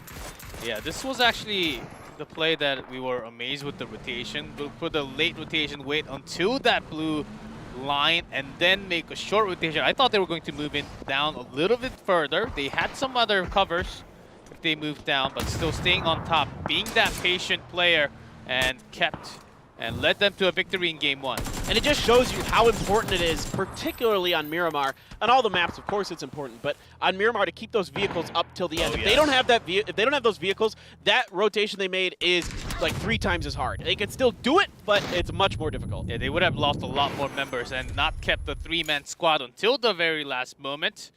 Of course, with some knocks against DGW, but still, the chicken dinner was taken by Tiamba as the circle popping off. I think another favorable. Let's take a look at Entus, as they've been making this miraculous rotation into center circle in circle 3, phase 4, phase 5. Yeah, I mean, I'm definitely now always got my eyes on Entus around phase 3 or 4 or 5. I mean, I want to see what they're doing and how they're doing it. Vehicle accident, there is the scene of the crime, as we so often see in PUBG Esports. Yeah, that's a warning sign. There's a 4X there. Here you go. Yeah. I thought he was going to be on the bike, but just leaves it right next to him. Northern suburbs of Los Leones prolonged to Detonation Gaming White for this tournament. Machao had a really good round there, not too surprising. Again, for those of you who aren't super familiar with the PJS, this guy is considered to be the most mechanically skilled player along with Crazy Sam in Japan. Machao, and I was just told this by the Japanese fans that they call him Japanese Pio, and that's a very high compliment. They think very highly of Machao. Yeah, there's always Pio. He's actually not performing as well into day 2, but we'll see only 1 game into day 2. There's that code. put him in as we're about to see some action from Pero again, diving into K7. Wow, Pero loves to fight in these U-houses, although last time, you know, it was 2 of infantry. Now it's K7 trying to hold the line. The stuns are going to back it off. That's a not going to finish onto XTD. So the hero from the last round down already. Got another one. Mill is down as well, but he trades into Lock Slot. Mamu's going to finish the job. Long DD comes around the corner, finds the backside of Savior. That's an easy finish, but Buyo, who steps up, finishes off Mill. So 2 down here for Pero, and K7 has lost this compound. They do have Buyohu over on the side and the reinforcement from Zennon, although I don't know what there is left to reinforce here, Zennon. It's not looking good. Yes, it's 4 a.m. They smell the blood. They want a piece of this blood right here at Pero. I think they are about to take a win in this duel, but depending on how aggressive Forever actually, they might bump in as Crazy. I think he does have a vehicle all the way out. So this is pretty interesting from Pero. We've seen this 2 rounds in a row where they're just bombing at a compound that they know they have a numbers advantage on, and it goes meh. It's, you know, it's okay, you got the compound, but at what cost? Yes, I believe, knowing after watching years of PUBG Esports, if you take the entire squad with a single member loss, that's okay. You can still go into the late game, but if you lose 2 or more, I don't think it's worth it at Circle 1, even into Circle Phase 2. So what Pero is doing, personally, I don't like it as much, but still they have their style and they think it can work. But the reinforcement from K7 was actually pretty fast in this case. So that's one thing to take. Pero with just 2 members alive, I don't think that's enough firepower. Yeah, except for Zennon. Zennon was late to that party, but other than that, you're right. I mean, K7 did get 3 there, and they got Buyohu there, but at the end of the day, Pero just is a little bit too strong and too fast. So you're seeing those early rotations from Pero be kind of so-so. Over towards the other teams making their rotations, it's Tianba coming in from the south. There is Detonation Gaming White set up to the southwest of La Bendita, but doesn't look like they are particularly going to cross paths for now. Genji setting up with the same kind of split down by the same crater that things ended at. Finally, they're trying to finish Buyohu off. He gets 1! Stunned, he sprays, but he isn't able to get the finish, and it is going to be Mamu finishing off. Yes, and exactly when Pero, when they have XTD, it's okay, but when they do not have XTD, they're like the other body parts without the actual body. So they can't really move around too well. That's what I remember from PCL games. So it might not be true in PCS, but let's see what the last few members left from Pero. Yeah, it is going to be challenging. You do have that top fragger for Pero missing now, and he was the last one to survive last go around. But yeah, well, I still am a little bit curious about it. Will it be effective enough? Will it be the right move later on? I mean, those U-houses are, in terms of compounds to hold with low numbers, they are one of the easier ones. They're very important, and actually from the side, from the second floor, you can go on top and you can get a lot of those information too. But which is very weird because Pero from PCL, they were actually one of the defensive passive teams compared to all these other aggressive Chinese teams. Maybe they weren't aggressive enough compared to the other Chinese teams that they look aggressive here. because we have a lot of different region now. I mean, you will see this. The Chinese teams are not afraid to send it if they feel like they have a numbers advantage on a compound that's worth it. Yeah, we see it all the time. It doesn't matter which phase. They say, let's go. We can get this team down. They just run. Yeah, this gross circle is running away from these teams. Gross circle. Wow. Northwest, New Appy, going to be one of the few teams that's even remotely close to the center of this. Sun Sister making their way towards the water treatment. OPGG on a late rotation from La Cobreria coming up from the northwest. Gek's already kind of in this up on the, I'm going to start calling this the infantry hill. This is the one where they put up that 24 kill round, right, where GEX is in PCS2. Yeah, where those kills still just crazy. Yeah, from PCS 1, 2, 3 combined, I think, in a single round. Yeah, any PCS this year, it's the most kills. Any major, PUBG major that I can remember. I mean, the only time somebody pointed out there was like a Vietnam tournament a couple years ago where a team had more kills. That was like technically like a PUBG official event, not one of like the third-party events or something.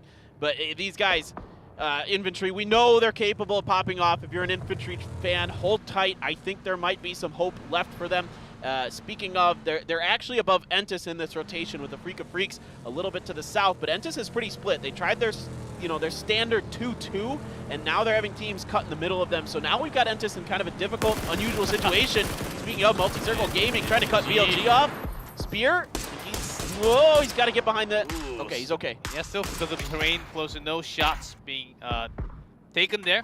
MCG was trying to set up somewhat of a trap as a lot of the teams, because of this hard shift into north, trying to find some open space with the vehicles and just finding okay spots. Sun Sisters, they were all the way up from Campo Militar. They had a pretty wide spread, big space for themselves, so they are going to be fine right in the middle. Yeah, now Entis is cutting across the Sun Sister territory, trying to see if they can get by. It looks like they're just going to be able to do it. Good vehicle pathing from Entis as usual. They really know how to drive their vehicles through places that hide and obscure their movements. Yeah, it has to be at least one or even two members. And look where Under is. He's actually reaching out towards the high side of the mountains. I think they actually want to keep that 2-2 split. Oh, you gotta... Gotta be careful. Well, as long as the back tire lands first, you're usually a little bit more okay. Longsker is going to find a crate here. What is inside for one of the best fraggers in the world and in China especially?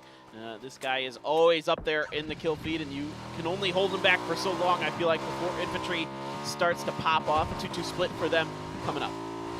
Yeah, infantry can't let them down as they are near Entis towards the northern side. I think they want to keep that mountaintop up and look for a few snipes, as they do still have 2-2 split, as you mentioned, Paper Thin. But this team on your screen, as they are going with the two teams that are still outside of the circle are Gen.G and Detonation Gaming. Just those two teams. All right. Onyx. What is Onyx doing out here? He got stopped up by the power grid. Is he going to get one? He's going to get Machao. Detonation Gaming loses their top player to a nice cheeky pick. A hold up from Onyx is going to find that. That is somewhat unlucky too. Yeah, Why is Onyx there? No, there's no way I would ever expect anybody to be there in a million years. And also Loki's set up on the southern part of San Martin, just trying to catch one of these kill points, making sure they cut one off so they know there is no one right on their back. I think they learned their lesson from Griffin in their match just before, and just trying to make sure there's no one behind their back. And we have the next circle, guys. It's all the way in the east. Another hard shift. This is the round of hard shifts, it looks like. We went northwest, now we're going over to the east. So the Sun Sisters, they love it, and Entis going to be right in the middle. They find that God House compound, and there you go. You got the center circle, you're above the Sun Sisters there, and you have... If the circle keeps shifting south, it gets a little weird because you got to try to get into the fields. Oh, it's weird for everybody if it comes down to those fields. But for now, it's going to be A-okay. And New Happy, as nice as their center circle position was, now they're trying to reach out and find if they can get anything a little bit closer to the center. Yeah, Ming was trying to refuel that gas, and with trusting his teammates on the back from the hill, as he found some members of Para right in that gas station, said, okay, I can't really go in right now. As they're still in circle, they don't have to push too far right now. I think they can look for those some more points as they have the high ground control from the west. Well, actually, what's interesting for New Happy is once this circle finishes closing in, there's not going to be a lot on the edges of that hillside that are going to see them. So they can go up to the hillside and put shots down on the teams that are down in that valley if they so choose. I don't know if they will or not. They might just try to hold the compound because there might be a couple teams that try to push in, and that's going to be priority number one, I feel like. But we'll see how it plays out going forward. Tianba now is looking at Gen.G's late rotation. Gen.G wrapping all the way around to the south side of Hacienda del Patron, and that's going to be a knock here onto Loki from Lorena. The good shooting continues for Tianba. Tianba actually made the later rotation into the eastern side, and Circle, luckily for them, shifted east, so they can actually have pretty good amount of space as they will look to come in and pressure into Gen.G a little bit further. We do see GEX getting a kill onto Griffin, I think. But the main story I think we want to follow a little bit more is on Gen.G at the same time. Yeah, Lin Shun, look at this. Lin Shun has actually pushed down towards Gen.G. I don't know if we're going to cut to that. GEX is still kind of do-si-doing with Griffin here, as Griffin's Asura does get a little bit ahead on the northern side of GEX, but the other two members, Min Sung and Juanita, are trailing, and I think Gen.G is getting torn apart. They might actually just be getting bopped out of this round, getting bopped out of Miramar for the day. Pio and Onyx are alive. It looks like they're going for the res onto Loki. There's that Groza there for Pio, and now they're getting a little help from MCG, getting Lin Shun backed off, but in the next circle, it's most likely going to leave them, and it's going to be tough. Yeah, MCG, yeah, getting those shots all the way from Patron. That's a pretty long shot, actually. Like Gen.G getting somewhat of a help. They actually focus fire, getting a knock there. Oh my god, Detonation Gaming White. Oh, they're gonna find the knock onto Anonix from C's. C's finds the back of the house and Anonix isn't ready for it. He's gonna go down. Now there is the Groza here for Pio, and that is not a gun you wanna see in the hands of this player if you are Detonation Gaming White. C's now checking the corners, watching to see if any member of Gen G accidentally comes out here, kind of overextends himself. Sometimes you'll see players just bolt around a corner because they think it's safe, but for now, you're not gonna see that from Gen G. Yeah, it has to be on to the side as you are still looking towards those potential shot from MCG. That's going to be the dangerous spot when they focus fire, as Seal would come in, maybe going into the top. Good grenades from Gen G. One on the bottom, one on the top to see if they can catch C's. Loki heard him. Yeah, oh, he gets PO, but it's going to be Loki who steps up, puts him in the ground. And Detonation Gaming White, after a really solid start to the day, go out in 15th place. That was dangerous. If MGG takes him down, that's the end for Gen G. And he's not going too far away and says, okay, your tires are popped, you're trapped here, you can't go anywhere else, Gen G. You guys are going down right here. And we're taking the kill points. Does he have a vehicle up here? He ran here. He ran here. That's weird, but it's going to work. Actually, because of the control that M200 has over on the eastern side outside of the circle, that's actually going to be safe. Now, Loki's looking for something to use. Griffin finds infantry out of the frying pan into the fire, and down they go. 9 is going to get a twofer. And because they just had a fight, but without the knock GEX, I think they wanted to pressure a little bit more from that northern side. If they do hear them, they're about to run away. I think this is going to be a pretty big gut check moment for infantry. It is bullying out on his own here. Leo's pushing hard. GEX knows they have to take a fight because they are outside of the circle, and it's going to push them in very quickly. And it's phase 4, the blue tickles. No, up and over. Oh, Leo. Pretty good reaction. That was great play by the teammates using those vehicles to delete your foot sound. Yeah, really nice job there, and Leo just barely able to outdo bullying. No easy task, no doubt. Pio is very, very hurt. He's going to go, nope, never mind. That's going to be M200 who's going to put him on the ground once again, and another knock into Pio, and I don't think Loki has any hope in the world of getting to this one. So Gen G might just go out of it, although with Loki, you never know. He's a very good snake, one of the best in the world at doing that. We see it all the time. Mamu now trying to hold on his own against New Happy. New Happy storming in. Long DD out. Mamu finds a corner, finds one, finds 2! Oh, that might actually be 2 points for him. He's trying to get it. He isn't able to control it enough to finish it. It's actually going to be Godby. Godby? 4 AM finishes that one. The poor guy, Mamu, does all the hard work, and it's going to be 4 AM who makes him pay for it. So New Happy actually, they are going to be getting those res, and Loki in that blue will go down. Tiemba not really being able to pressure them out of the circle too much as they still have to go rotated. Yeah, it's definitely not the Miramar, the start to the day that you wanted to see for Gen G if you're a fan of them. Yanli doing a good job. Longsker going to be knocked. This is really interesting stuff. Infantry spit off a little bit more than they could chew, and now GEX is really making them pay for it. 9 here trying to see if he can get Yan Li, see if he can avenge his fallen teammates, as now it's just him, the sole survivor. Throwables exploding around him, but he's dodging those pretty well. Yan Li going for another one. That one's going to come up short as 9 continues to dance around, seeing if he can catch anyone.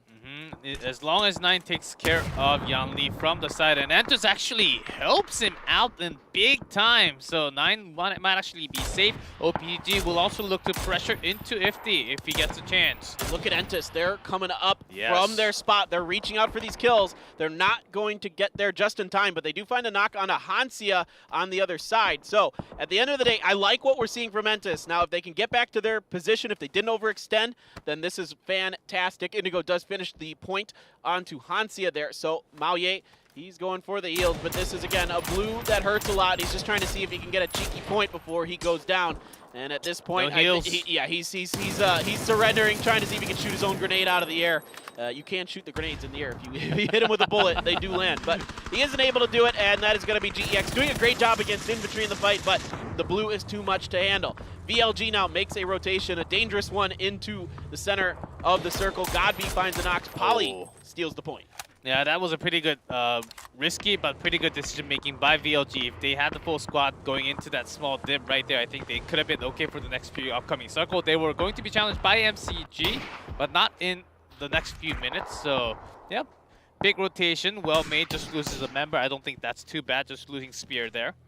Yeah, and now we are pretty well centered on top of this field that we kind of bemoaned earlier that we didn't want to see, but here it is. That's the situation we found ourselves. Sun Sisters can continue to hold down their compound. Tianba is forced into the fields trying to use the hay bales and the other shacks that are in there, and that's going to send MCG on their backside because there isn't anything else that MCG sees in front of them that's available. MCG right now is trying to get another knock. They know exactly where Tianba is, so they're trying to push to the next line and even go into VLG. So they have to make a decision soon enough.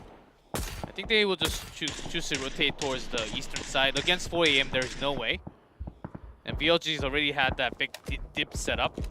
All right, it looks like New Happy's making a move now. You can see Lycanon on the top of your screen diving towards the center of this. There isn't many other options for NH because their compound has left the circle. They have to try to find something inside of the field and see if they can make it work with some vehicles, some smokes, and the like. Now, Godv does get down behind the haystack himself. MCG keeping players up on top of this hill as long as they can, sending Lingdu out to try to hold the flank against Tianba, keep them off their backs a little bit. VLG is kind of pinned down on this side of this hill. There's no way they're really much of a threat, most likely for MCG, unless some weird stuff happens. Yeah, we're not going to see any kind of big rotations coming out too much, except for the teams coming down from somewhat of a high hill from that northern side, as this is a wide open area, basically an open field for a lot of these teams. Woo! Kendes, I don't know what was going on there, but that was a good shot. Woo! I don't care who it was. I thought it might have been Godv there for a second, but no, as Kendes understeals it for all the hard work that he did with that really nice sniping. And it is more center, more fields on top of this, and VLG, you can see everybody is pushing their fire into them. 4 AM still has a little bit of their compound in. OPGG, they're stuck in that shack, but it is no longer in this next circle. They have to wait for Sun Sisters to actually get those kills coming from Entus. Oh, Entus is not going to let them do anything else. Just keep them in the small trap. Might actually go for the push if Ender has some more time, and a lot of he does not have another. I think that was the last smoke that he had.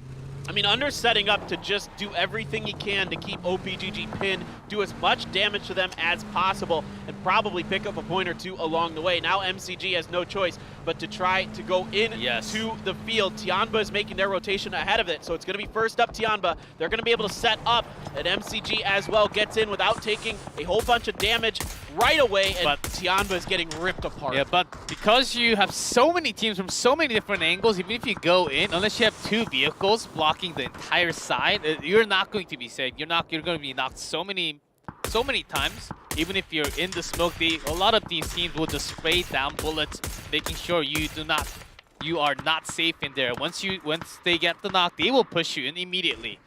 Dude, right now, watching the map is like looking at a plaid-colored shirt. Like, all of the lines are just crisscrossing all over the place. It is absolute chaos right now as everybody is struggling to find safe entry. OPGG can't get it done with that initial push. There's still Dumbo on the back as kind of a safety valve. He's going to make a go for it, but I don't know what else he can do. 4 AM is going to take him, and it's going to be Lycanon, in fact, with some help from 4 AM. Yeah, and OPGG out 9. Yeah, too bad for OPGG, but they had to make that drop. Now, Entus big entry into Sun Sisters. And Crazy Sam does have the nade to go down with it, so getting that damage. Songjang finishing the kill. Yeah, that was a little unfortunate there for Crazy Sam. A fantastic player, but a bit of a misstep there. It's going to have his own grenade in his face, blow him up. Now Kendes, Faye, and Polly trying to regroup, see if they can hold down this push from one of the best in the business. Kale is getting the res onto Indigo. Indigo going right for that heal. Under is up in front. Unter's your frontline fragger for Entus. He is so good at it. One of the best in the business. He does spot Kendes. Grenade is going to be in. Doesn't connect on any members of Sun Sister. Meanwhile, you have 4 AM making their entrance on the west side. Good grenade! What a nade! Takes the entire team of New Happy down in a single nade. Godv. Wow, these grenades we've been seeing so far this tournament, G-Clef, absolutely crazy good. Now they're using the exposed roof. This is so smart from Entus. There's stuns, there's mollies, there's everything pouring it on top of Sun Sister. Please. But so far, Sun Sister's weathering this really well. They haven't taken a lot of damage. They've got Polly on the anchor covering this entrance. Yeah, that small, I guess, storage. There are some space you can actually go on top of those small boxes, so you can actually keep up without taking too much damage from the molly. Yeah, and at the same time, Entus actually going for those, stealing those kills away from Afrika. Yeah, Entus is just shooting at everything. I mean, they are feeling so much confidence. All right, this might be the push now. Under, the stun is in and up around the corner, but he isn't able to get two. It's going to be Kendes standing up. He's trying to get in there. Indigo comes around the corner. we're going to do this. Polly tries to push in, but isn't able to get there in time to save his teammates. He's going for the frag. All of Entis is stuck inside of here. Polly could bounce one off the corner. He just falls short. Isn't going to be able to get anything. And Entis, somehow, some way, is going to be able to get 4 up, it looks like. Only with the knocks, Polly had to just fall back and run away from that many nades just falling in, as Entis still with the entire squad. That's amazing. That's an amazing slow push, making sure the Afrika was away from that eastern side. They did bring them down with Tiamba and also help with the MCG. So Entis, they're still alive with the full squad. And depending on how quickly they can push onto Polly, they might be able to come into the next circle. Ooh. Godby. Oh my Godby. Oh my god. Godby is taking over right now. We saw it in game number 2 with Forever. Now it's going to be Godby stepping up for 4AM. MCG torn apart between their own grenades and Tianba. They go down in 6th place. How is Tianba still in this round? I thought they might have gone down a long time ago, but they're able to set up enough underneath the awning in the field, but they have to move forward, and they're going to set it down. Under actually gets off that vehicle a little too early. Sungjong goes down from Godby. Godby is firing on all cylinders. He is tearing through this lobby. Yeah, Entis, right after getting Polly down, Indigo did go down in that trade. So immediately after looking into kill feed, okay, this has to be the moment they will be healing up after that many shots being fired. Immediate rotational choice. I like the timing, but of course in this open field, they cannot just move out. 5 kills for Godby already, and that's gonna finish it. Hikari goes down. The 4 angry men get their first win here at PCS3 Asia. We were wondering where they were on the first day, G-Clef. Well, they've showed up to play on day number 2. And Godby, oftentimes there were a lot of criticism because he would overextend oftentimes, and going down in a knock forces a lot of his teammates to come in and save him instead of just going in with a 3-man squad. Oftentimes they had to come for the save, which actually screwed a lot of their rotational play. But this time he comes clutch. That's the guy on the screen on the right side. That's Godby with those nades and the shots. And BLG in 2nd place there, they don't want to give any more points up to 4AM. I mean, we saw that video during the break. There's quite the rivalry that has developed between these two teams. They know full well who this is. Yes. And it's only 1 kill. So BLG mirrors what OGN did in the last round. They take that center, location. They don't get a lot of kills off of it, but they are able to find a 2nd place. And still impressive rotation and a lot of kills coming down from Tiamba. They knew that rotation was going to be hard regardless of what happens in the next circle, and they kept on pushing and actually ended up working a lot better in this game for Tiamba. And even though that Godby had 5 kills, Lin Shun did him 1 better. He had 6. So for Tianba, Lin Shun really coming up big in both games here so far today. The guy looks like he has really eaten his Wheaties this morning, and a big kill round from Entis. Infantry just picked apart one by GEX, who were forced into kind of a late rotation because of Griffin. Yeah, here's that entry from Entis.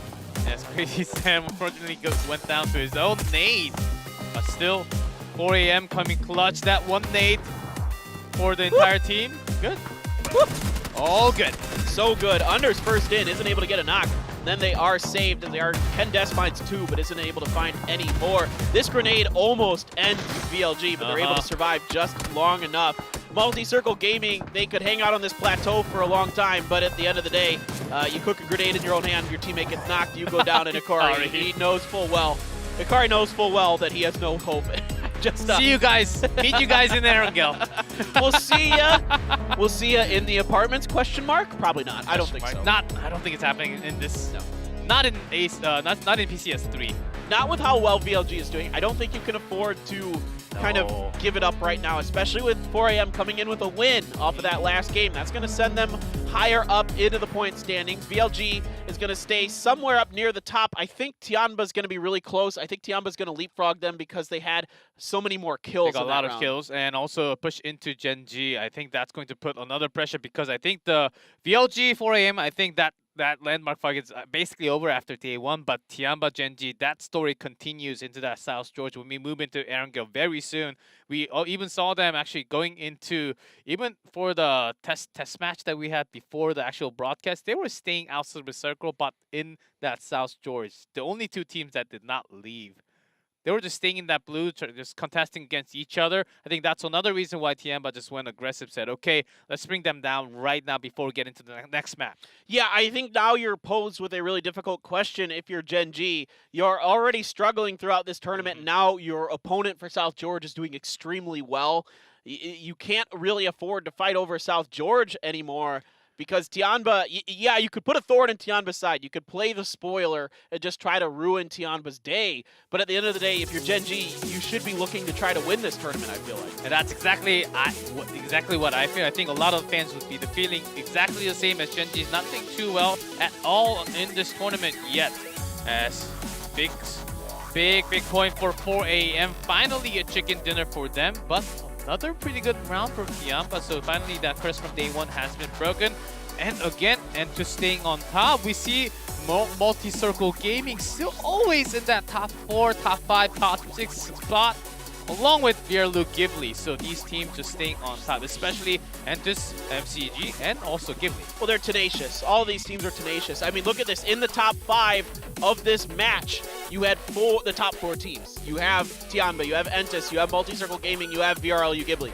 So you're talking about the best teams playing their best PUBG right now. As the total leaderboard comes out, it is Tianba 1 point ahead of OG and Entus, who's 4 points ahead of Ghibli, who's 1 point ahead of Multi-Circle Gaming. I mean, these guys are fighting tooth and nail. This is one of the most exciting first weeks in PCS history. Yeah, look at that score now in top 6. 4 Chinese teams and 2 Korean teams. It has reversed onto the other side. Before we started today, it was 4 Korean teams and 2 Chinese teams, I believe, on that top 6. Yep. Now it's 4 and 4. Yeah, a lot of China Power just coming in strong. Even New Happy still keeping strong enough. And they were actually able to grab at least a few points this time on Miramar. And their power actually shows in Erangel. They had 32, 33 points in those 2 matches. Look at the bottom 4 teams. Gen G, Petrichor Road, Infantry, and Griffin. Clef, this is not the teams that I expected to be in the bottom 4 at all. I mean, coming into this, maybe Petrichor Road I might have had some questions about because they're a newer team to the global stage. But Griffin, Gen G, Infantry are all teams that we know are capable of performing big on the global stage with wins from Infantry and Gen G at global events. And Griffin has gotten, top 5 placements. So it is a bit surprising to see this. Anyway, guys, we got to take another break here. We switch over to Erangel for PUBG Continental Series 3 Asia. Stay tuned. We'll be back shortly.4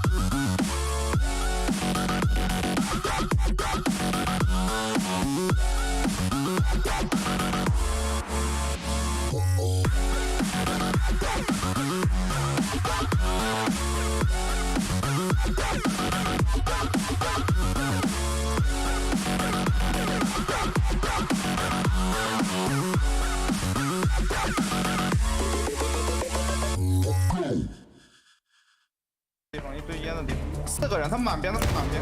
他们要给那个丢雷呢，在坑里丢雷呢。哦，懂了懂了。这次我有3个人，倒2个。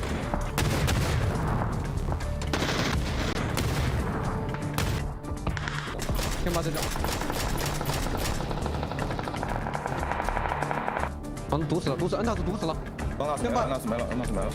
哎，先把左边，再跑。先把死了，先把死了。哎，是哪一兄弟？就那个就那个摩托，就那个飞车了。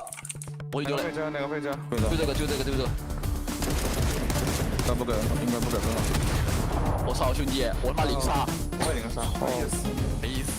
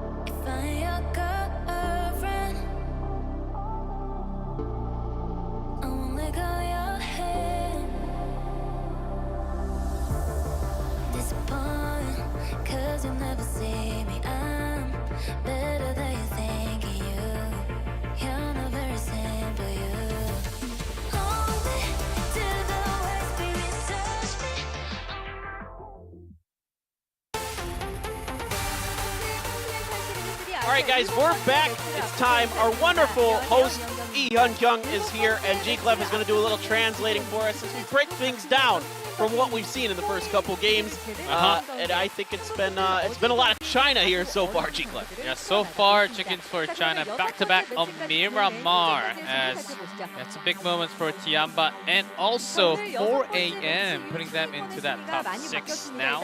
And Tiamba in top place, only by 1 point against Gianettis, but still 2 chicken dinner already. As I think the most we had from Asia was 4 in the tournament. Yeah, that seems which right. was TSG. I believe you're correct. Yes. Usually it's 3 or 4 that somebody's putting on. I think you're absolutely right. And yeah, you can see here things are so unbelievably close so far. But then once you get down to, the middle of the pack, things start to fall off. And again, I mean, I'm just so shocked. Some of these teams.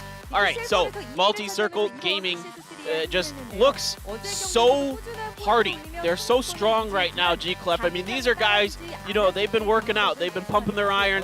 They've been building up their strength because it doesn't seem like you can knock them out easily. Their spread is so quick. When they're getting ready for a fight, they spread so far. Not too far, but just exactly far on the wing side so they can cover each other. And their fight has been great. That's the thing. Without a chicken dinner, with the kill points, they're in that top few spot. That's actually a miracle for them.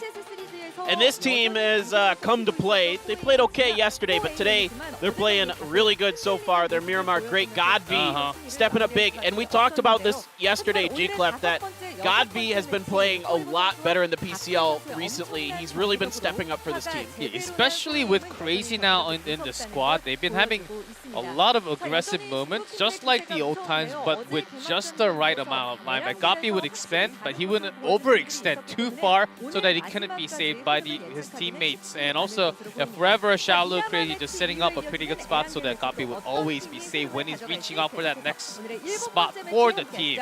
And that has been helping 4 AM so much. All right, we're going to take another short break. We'll be right back, guys. You can see the countdown here at PCS3 Asia.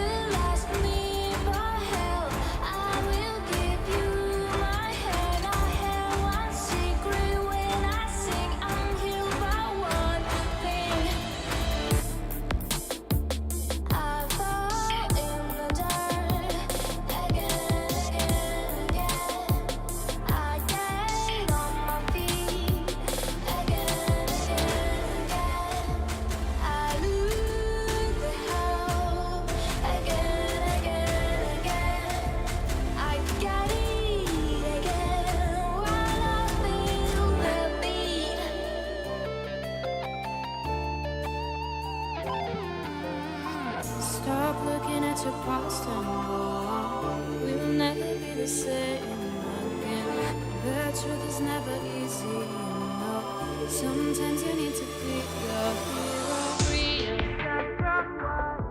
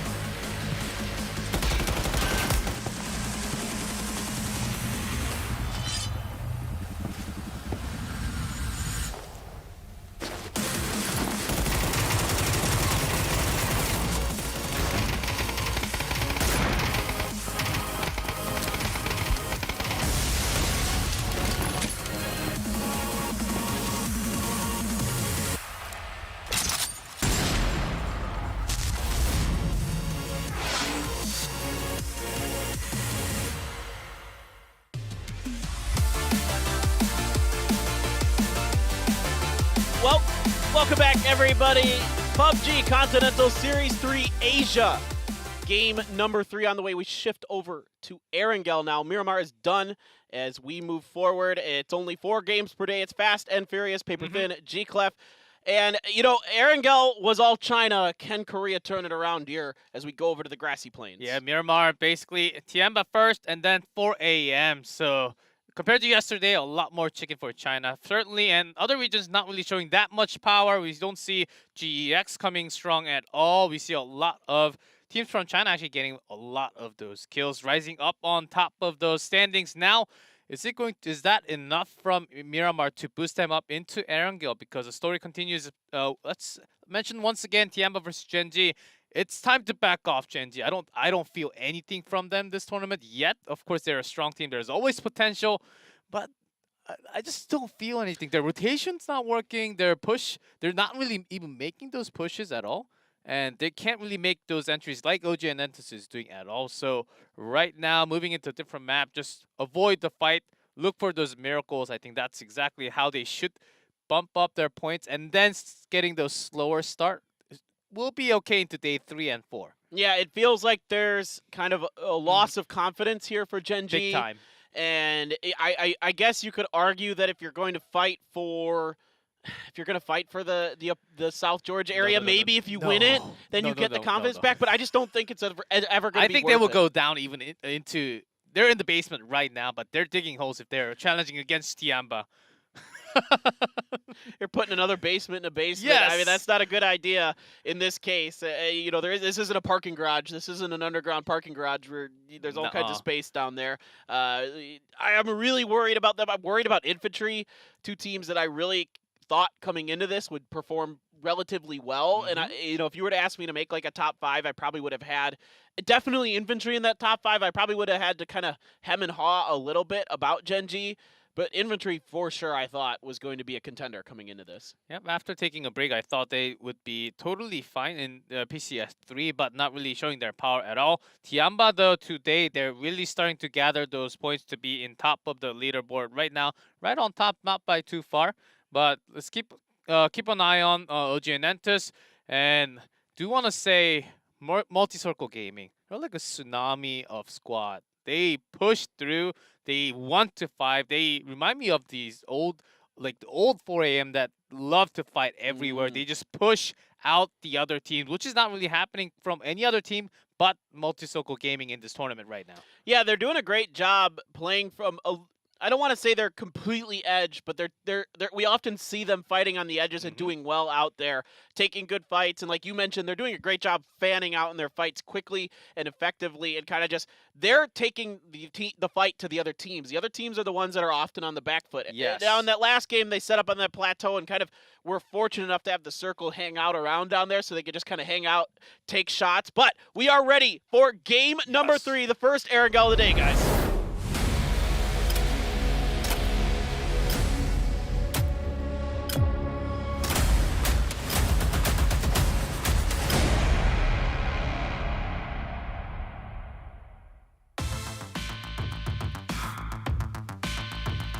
This playing path, G-Clef, much nicer than what we saw on Miramar. This one right down the middle, more or less. Yeah, it's a little bit Western biased, but this isn't a hard shifted playing path like we saw on Miramar today. And we see Gen.G going towards that South George as well as Tiamba. All right. Well, again, here we have it. I mean, are they going to go North George? Is Gen.G going to go North George? No way. I don't think they got to contest vehicles. I mean, unless you long drop, you can. Aqua 5 is actually getting out already. He might have spotted a vehicle right underneath him. So Gen.G might go North George here. They might just say that, you know what, let's just stay in North George. We end up rotating across the top part of the river anyway. Though. What in the world? K7, you have it? What? What a headshot. Why is these teams fighting? I am so shocked right now. Zenon and Savior actually doing some serious work here. New Happy falling apart at the seams. It's just like non-left. He takes a bunch of damage. What in the world is happening here? This is not at all what I had on my radar for this round. I know K7 just dropped right on top and from the rooftop. Those headshots are actually landing so well. You have been having somewhat of a trouble already, losing 2 down to the last member right now. K7 on a push. Can he actually make a miraculous escape? He's getting ready for those shots. Well, has to be the only spot. Here we go. We got the pizza gun coming up the stairs. A Bison on the outside for Buyo. He doesn't have a lot of bullets left in it though. And Zennon and Lockslock are pretty beat up already. So this is pretty dangerous. I feel like Leknon, if he had more than 8 bullets, would have a really good chance here, G-Clef. But at least he has a red dot. He has a red dot and 8 bullets and a prayer. Oh my goodness. Here we go. 1.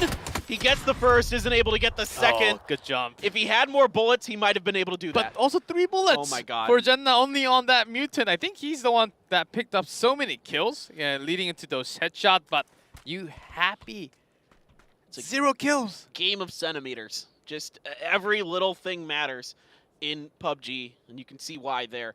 Now, it is going to be a split of North George and South George, but the circle is looking like it might go north for Gen G. So, in this case, they might have, I don't want to say lucked out, but probably, I think, made a better decision here to just avoid this fight. You couldn't get it done on South George. Tianba probably had a slightly better drop, it looked like, for South George anyway. Yep, and Gen G, we were slightly mentioning that they might go North George, but because they have so much pride on the line. But they have a lot of pride, but prize does matter a lot too at the same time.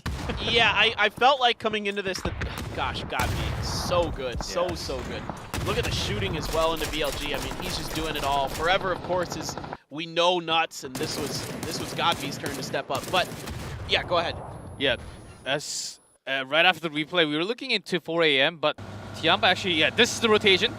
Loki is there, but might not be able to pressure because he's all alone. Knows that Tianba might actually pressure onto Loki. Oh boy. Oh boy, he's caught. He's done. Shouldn't have shot. There you go. Yeah, that's not what you want to see there, and it's going to be Loki down and out early for Gen G, so they aren't able to rotate as fast out of their positions as Tianba, and they are caught out of position once again. This is exactly where Gen G actually puts pressure, even with sometimes even up to 3 men, not just 1. But I don't think they expected this early of a rotation from Tianba when they're still in circle. But Tianba being scared of locking down from those bridge side, especially against Gen G, made that quick rotation. Works out perfectly for them. Yeah, it feels like I mean, Tianba's just steps ahead of Gen G. They're just too much better right now. And for Gen G, it's definitely a struggle. But VLG, there were some members of 4 a.m. that were kind of creeping up towards the backside of Deva, but he has gotten out. We saw that a little bit earlier. And cutting over to Hikari as well, has gotten across the bridge. So VLG making their way towards, it looks like, the crashed airplane up on the mountain. And they are liking their drop by Razak. I think it's going, a little bit better for them than previous tournaments have. Yeah, certainly for VLG and 4 a.m. They're also moving out from the eastern side of Razak all the way to the top, getting those massive, maybe Entus is also looking for those riding shots as they're trying to lock down. They do hear the vehicle. How did Entus only find one Dacia and all this Picado business? Although I will say, Entus has been making really early rotations out of Pachinki no matter what. And so I think they're prioritizing that in this situation. Yes, it is more dangerous to put more people in a car like this, but I think they think it's well worth it to take the risk and try to get across. Now, Tianba does have Lurena over here on one side of the bridge, and of course we know what's going on the other side of the bridge because Loki found out the hard way. As they are trying to get those riding shots as Tianba, Mingzi is here, but no real shot. Actually, that was a headshot. Pretty nice damage going in, but no real knocks. As Gen G will be waiting for Entus. I mean, I wonder just how frazzled Gen G is. Pio's going to hear the car, but he's getting in his own car as well. I imagine for Gen G, you either try to set up a trap on top of Entus and see if you can catch them fully unawares, or if you are actually just going to try to kind of bypass each other here, and you can see Entus wants no part of this. Yeah, there's another compound right inside here, so I think that's exactly where Pio is going, or even into the shack, into the next hill. I think Entus wanted to go into that house without Pio. That's why they have parked right up on the hill right before that little compound. Yeah, Pio's checking if anyone's here right now alone. That's usually where Pio would strike. Yeah, what's interesting about that is there was only really maybe 2 or 3 teams that could have gotten there ahead of Pio, but K7's busy dusting off New Happy in Severny, which I still can't believe that fight happened. I was not expecting that at all. VLG could have been another one that got in there out of Razak, but VLG sets up by the plane instead. So for PO, that house is going to be his.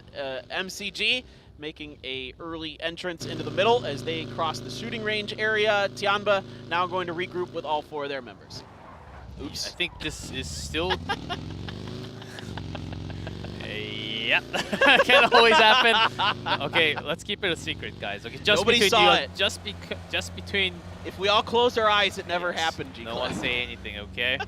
Yeah, they're still keeping in because there's still some chance of the next circle popping all the way south, and these teams might actually have to cross the river once again. That would be like the worst possible circle. Yeah, I'm with you on that. It actually could. There's still a lot of the south inside of this first circle, so I've seen it plenty of times. It could even be another 50-50. I've seen that more often than maybe I think the players would want to see in the Korean qualifiers. We saw it all the time, but it is going to be infantry that has another 2-2 split, 2 up on Everest and 2 down in front.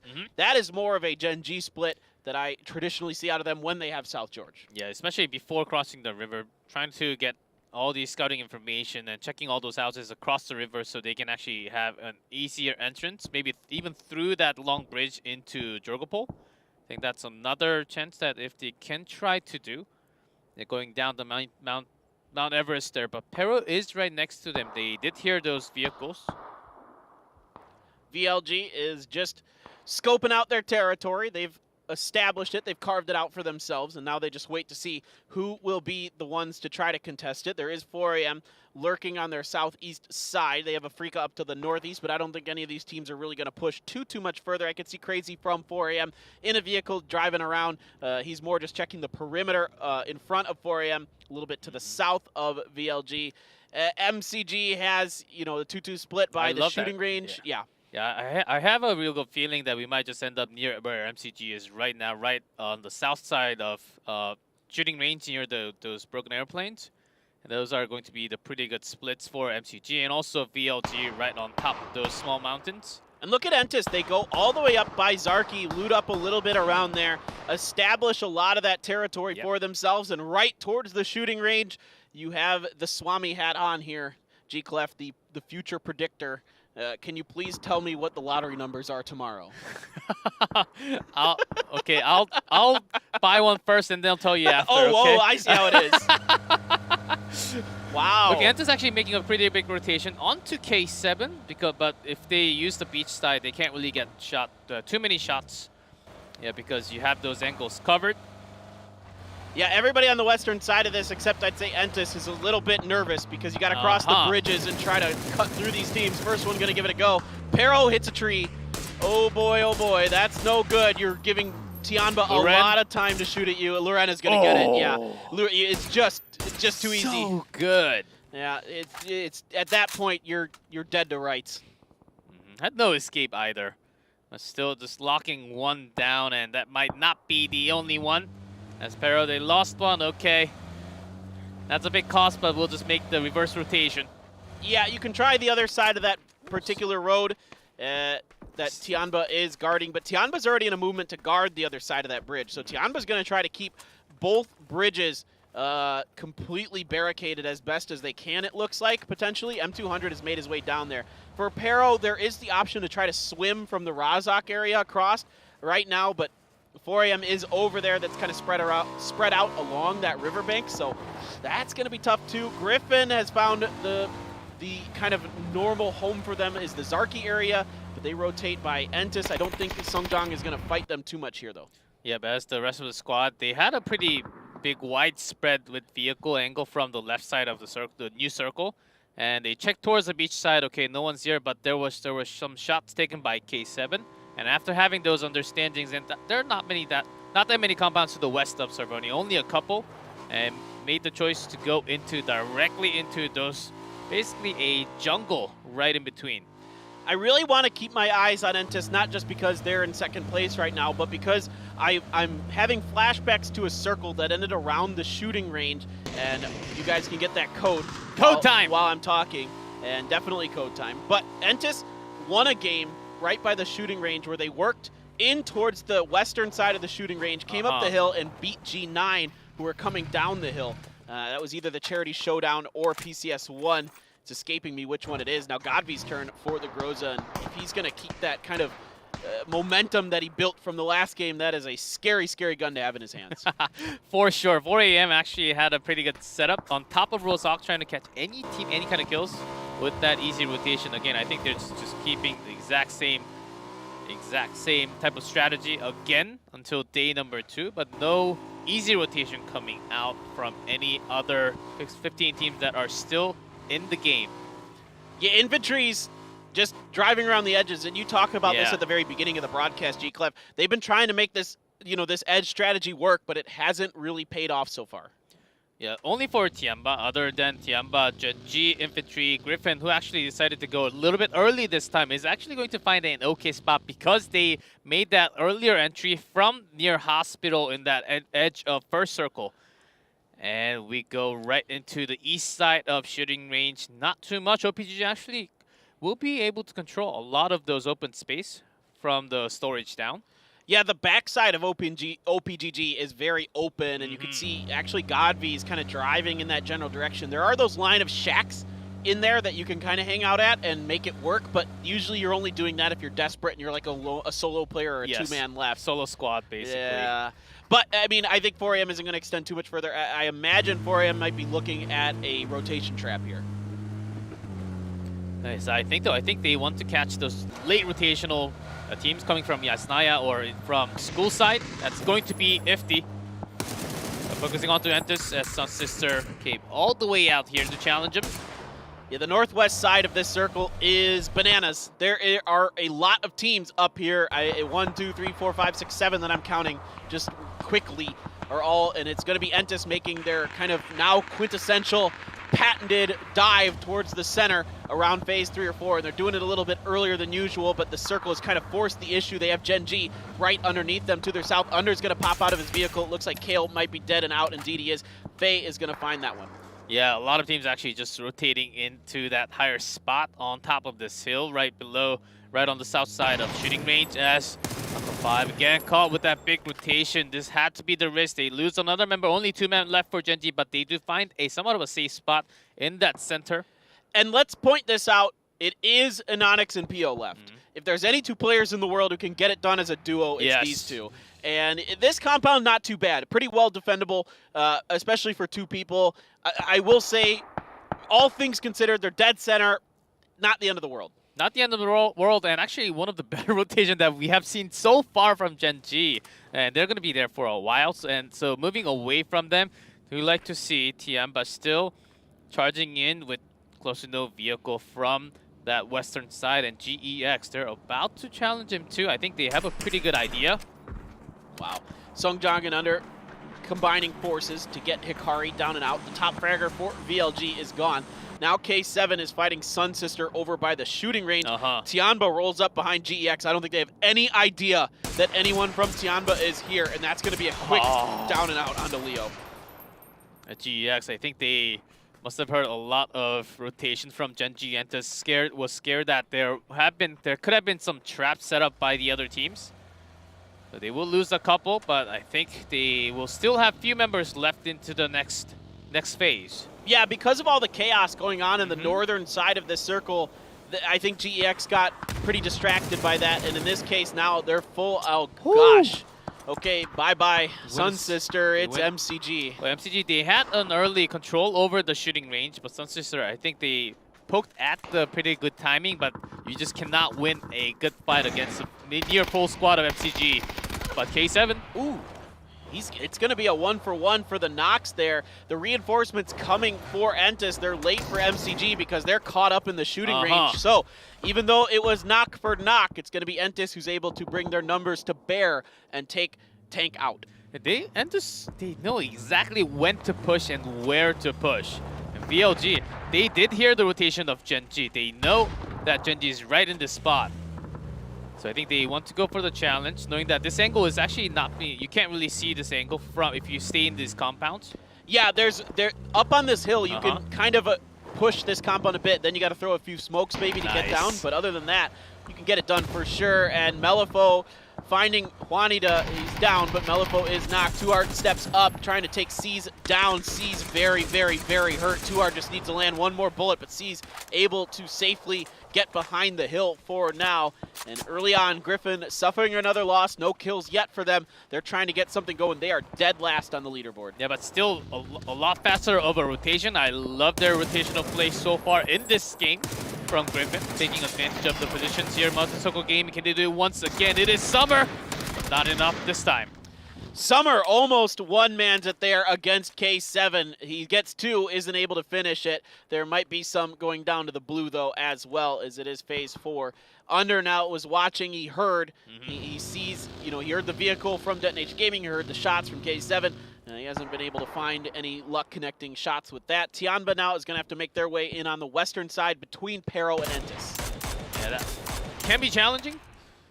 As Entis, they got a good lock. Lingdu trying to make an escape from that shooting range. And Griffin from the northern side not really finding any luck with those shots. All right, K7 gets on a buggy, and they're praying that they can find some kind of open space up on the northeastern side. There is sort of something, but OPGG quickly kind of realizes that they've left a little bit of territory, maybe either unscouted or unoccupied, but Godby now doesn't even need to do anything because Forever's there. And Lingdu gone. Multi-Circle Gaming gets some kills, but isn't able to find any placement points. Yeah, a little too bad. As 4 AM have a massive control towards the southern part of the circle. As VLG, Genji, they were not going to move an inch from those 2 spots. K7 looking to break into what seems like it's actually possible. But of course, if you're sitting on the back of the buggy, you just have to go down. There's no way. It'd be more possible if it was a different vehicle. No doubt about that. And now Xavier finds a rock, but everybody's hearing it and watching it. He's going to go down. K7 cannot stand, as there are so many teams looking and shooting at that.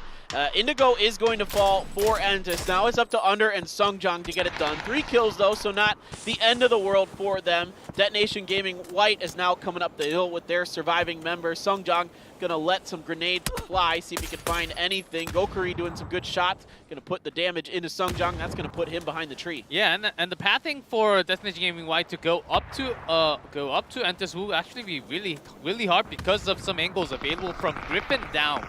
Yeah, Tianba just bops into the backside of Sungjang.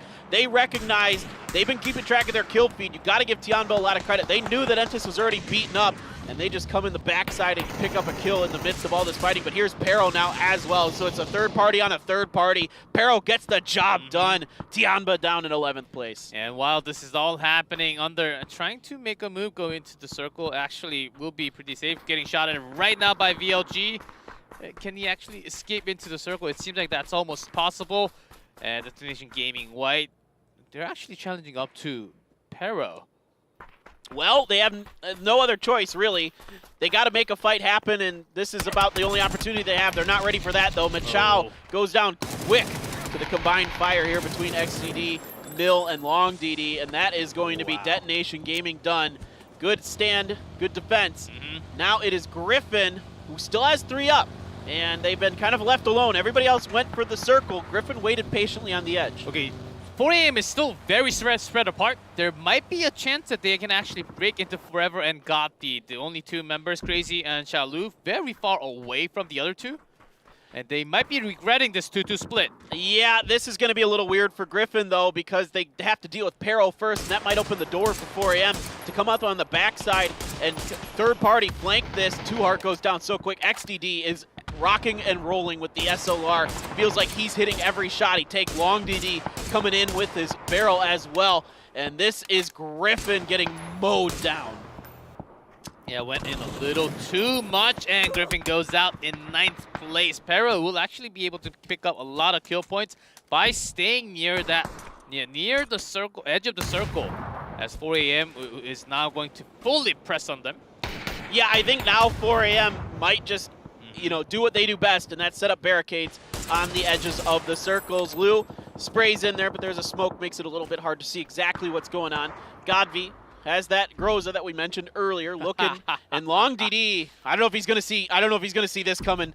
Godby has a pretty good idea of where Long DD is based on these smokes. That looks good. That looks pretty good. He's gonna back off of it. See, catches a little bit of damage it looks like, but no knock. The rest of 4AM waiting very patiently. Yeah, as XDD is trying to use the vehicle and leave Long DD alone and maybe look for an escape, but Forever is already out in the wing. So 4AM looks pretty good on this cleanup against Pero, but let's look at where OPG and Ifty also Freaka Freaks all the way onto the east. That's going to be a lot of firepower.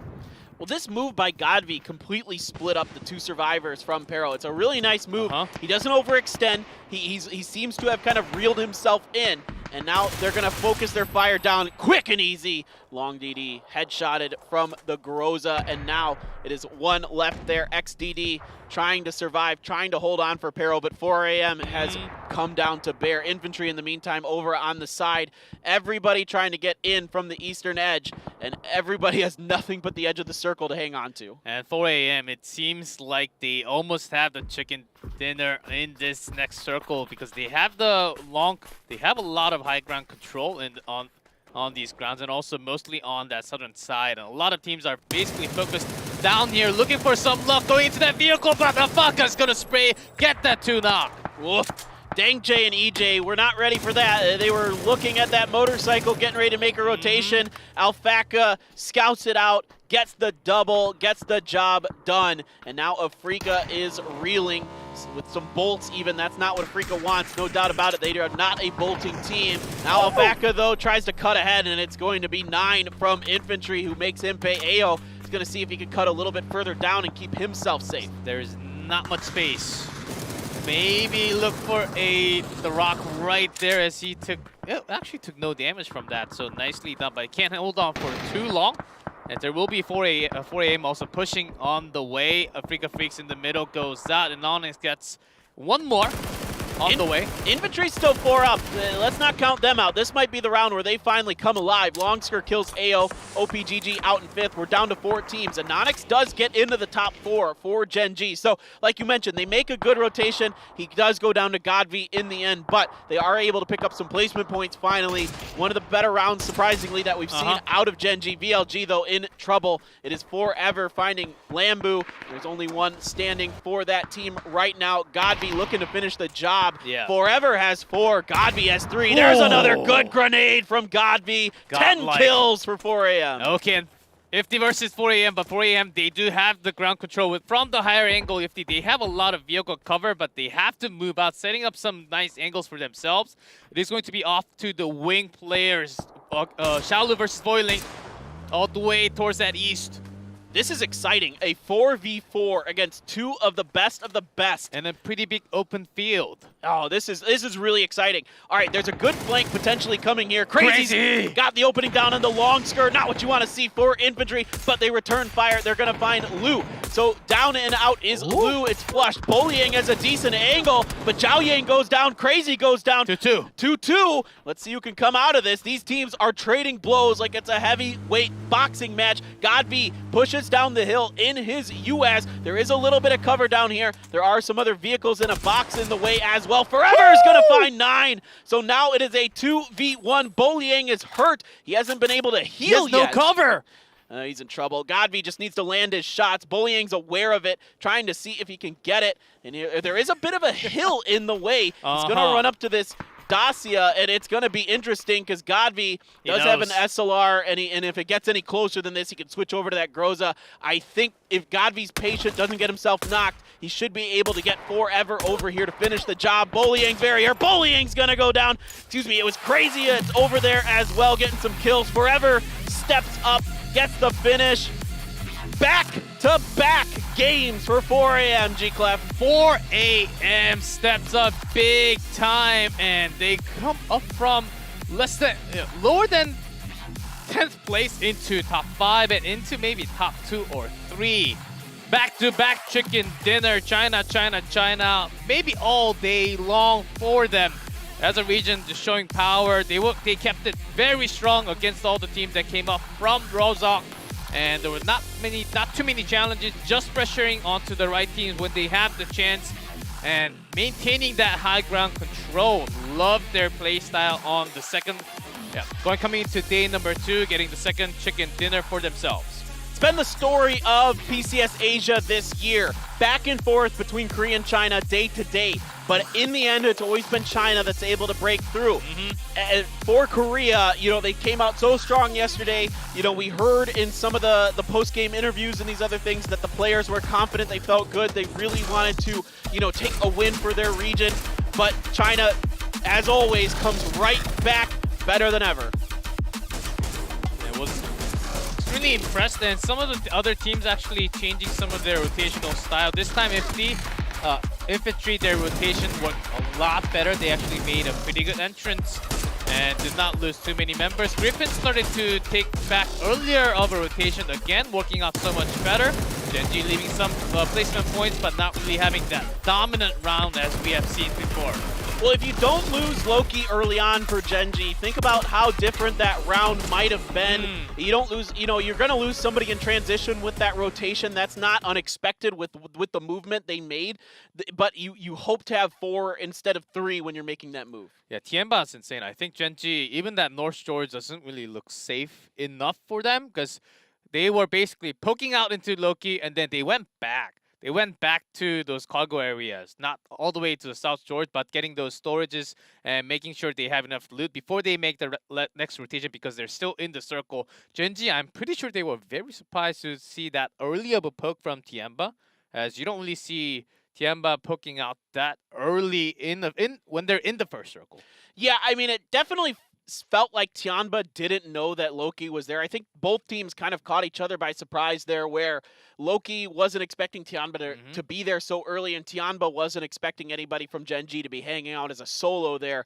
And unfortunately, when you're the solo against 4, when things are caught in a surprise, maybe you're lucky and you get 1 kill, but in this case, Loki wasn't able to get any. Yeah, not really the round for Genji either, but 4 AM, I want to see the points already. They also got a lot of kills pushing against GEX, was it? From the western side when phase 6 popped up. They also got some, they were able to steal some kills. Goppy just pushing out. It seems like that's been the strategy that's basically working for 4 AM. Goppy stretches out. He's not falling anytime soon, and the entire squad just backing up from the side wings, and it has been pretty good round for them. And the early movement by 4AM is really smart here because even though VLG gets center and that's really good, and VLG still gets a good finish off of it, 4AM controls the river and nobody's able to come up from behind them. 4AM is able to do whatever they want along that southern flank and just kind of continue unabated, fight these other teams, and pick up the points.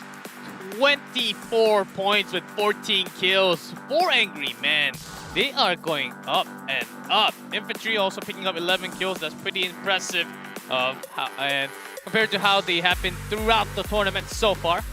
Yeah, finally we're seeing signs of life in some of these teams that were struggling a little bit, but on the other hand, Griffin, despite better movements, only come away with 1 point out of it. New Happy, another 0 for them. It seems like it's boom or bust for New Happy. And yesterday it was a boom on Erangel, a bust on Miramar. Here it's been mostly bust. Mostly bust, and so far 0 points. And Griffin, even with a better rotation, I don't think they only got 1 point, but I think they should be happy for the fact that they were able to grab some spots in the circle, not having as much trouble this time, making that rotation. Genji in that 7th place position, getting some placement point by having Loki Pio staying alive a little longer. But without the full squad, they can't really show the power as much. Yeah, it's really interesting to watch how this is unfolding now because it's been all Tianba and 4 Angry Men today, and now they are tied atop the leaderboard. 4 AM shoots up there, 2 kills behind Tianba right now, 65 points apiece, 3 points behind that Entis, 5 points behind all of that is Ghibli, so things remain very, very tight at the top of the leaderboard. And below them, New Happy, PUBG Esports, Africa Freaks, not too far away, but the top 5, I should say, are starting to move away from that middle pack, so that should be considered 16 points in difference between 5 and 6. So that's enough to catch up in a single game. If you get that chicken dinner, but once it starts to move away, it gets real hard, especially for the teams that are in below 10, less than 30 points in total. you look at the right-hand side of that leaderboard, there's big names over there, and you really feel like they need a big game to get it going, to get some momentum and confidence going into next week. We're almost already a third of the way done with this tournament, and you can't be that far down. Yes, especially for the big names. Infantry, they have risen up just a little bit more onto 10th place. Genji, also GEX and Sister Griffin, they're all the way at the bottom. They are looking to get some more kill points. It's not too bad, but in terms of rotation, they have been having a lot of trouble, especially breaking into the fights. Those big names and even the names at the bottom, they've been losing a lot of the small combats. I think that's hurting them the most. Yeah, it is weird where you can make good macro decisions like the big game decisions, but if your micro, your fighting isn't good, no way, Jose. All right, we got to take another break, guys. We'll be back with more PCS3 Asia.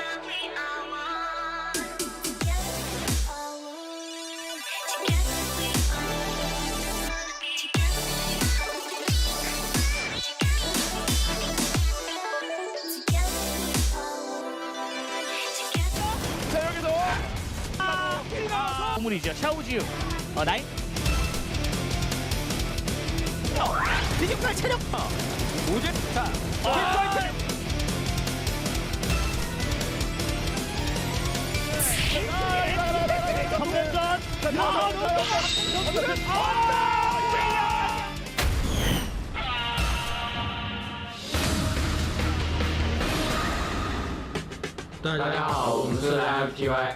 안녕하세요. 오제 안치스입니다.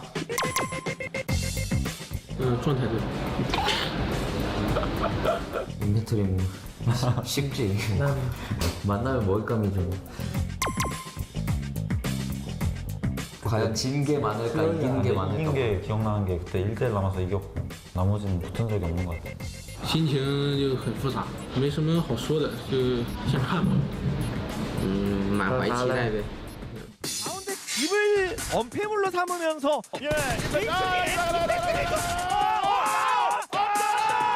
우리 자리가 훨씬 안 좋았지 않나? 저 티안이 쏴주길 기다리고 있었는데 准备就是装备的后果。我觉得我们那一次第二恩塔斯并没有什么威胁到我们吧，因为他们在防区里，我们迟早可以卡死他们。 티안바만 없었으면 저희가 이길만 했어요. 우리랑 인펜트리랑 싸우고 티안바가 1등했어. 我觉得第一把的吃鸡，他翻译的就天霸吃了嘛，到最后天霸吃鸡了那把。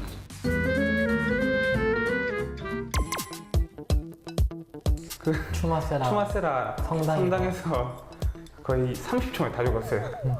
코스를 성당 들어와가지고. 자, 그래도 한 번 더 같이. 자, 무너졌습니다. 팡팡.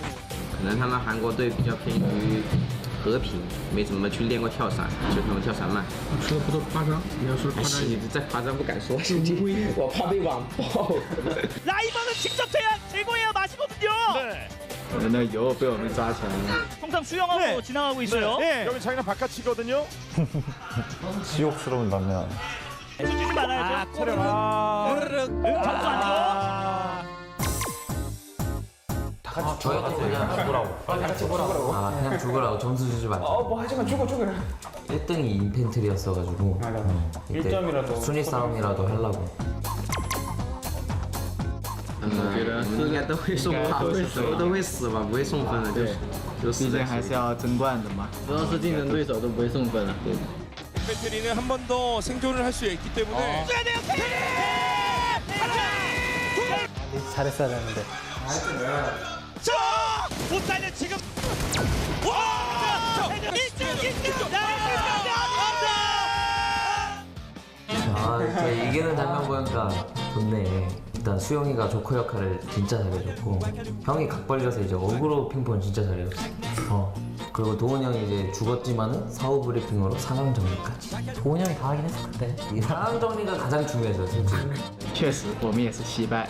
当时是大概能猜到那个人在哪个位置的，只是跑的位置不对。我们自己失误了呀，没有对手强的，都是我们自己失误才给对手机会。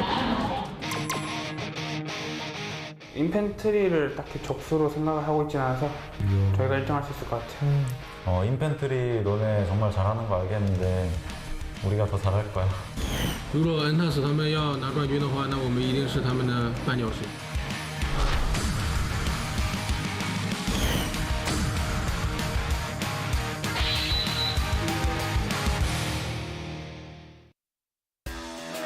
知道一个了。nice nice。啊，这石头被我杀了。哦，石头被杀了是吧？杀一个。70。下边打，下边打，过来打，打我们这边。还有个。我没看到，我看到是往前面走。我加血。4打4，就是4打4是吧？压过来，快压过来。打2个了。我加血。我直接往下面拉嘛。这边倒两，这个架枪的在这儿啊。打了，拉起来了。就压那个树。直接压，树下面，在树下面。这个地方没拉人啊，就这个地方吗？哎，2号标，他就在2号标。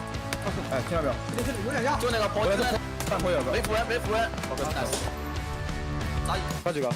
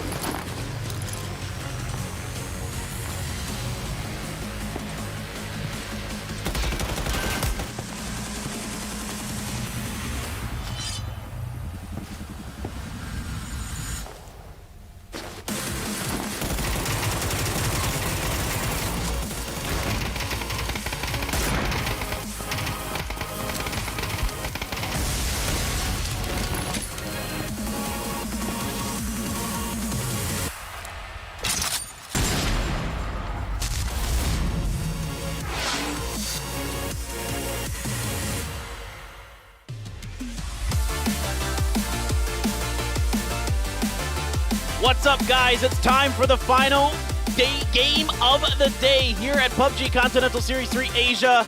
Game number 4.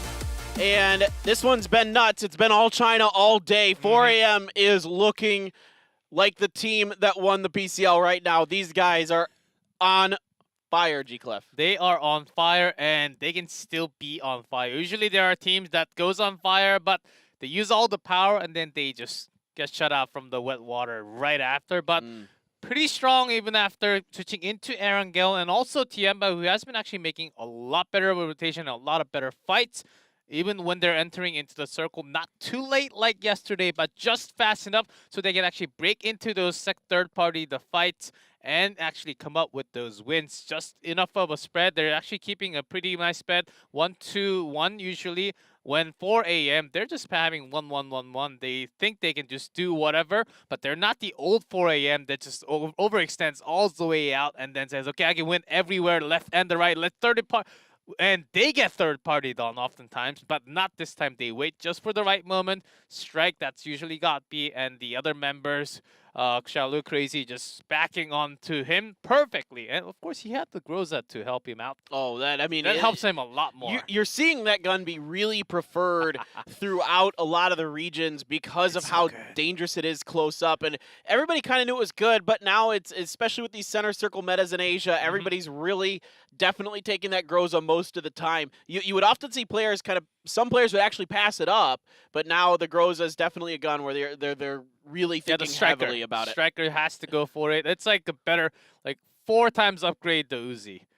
Uzi plus 10. I think that's a good way of putting it. It's so good, man. And you'd love to see like guys pop off with those crate guns. It's super fun to see. So real quick, I want to talk about the other side of the leaderboard a little bit. We left off with this before the break, and I want to kind of jump back into it. We talked about some of the big names that are on the right-hand side of that leaderboard. I want to talk about some of the other teams that are on the right-hand side of that leaderboard. Your teams like Sun Sister, GEX, those kind of. Yeah, Sun Sister, GEX, they had enough of a rotation. In terms of rotation, they're not too slow. They're not too fast. They're just right into the middle of the pack, but not really diving into the center. I think they're still a little too passive with lack of information because they can't really get the high ground control due to their landmark situation, and also lack of information due to the first week after just having 1 day. But the important part is that they get third parties so much because when they're moving on, not with the vehicles, when they get off the vehicles, when they're pushing into the other team, it takes a little too long to fight. I think they have to be a little bit more faster, pushing towards one side only, not choosing to push both sides. All right, game number 4 is ready, guys. Let's jump into it, the final Erangel of the day.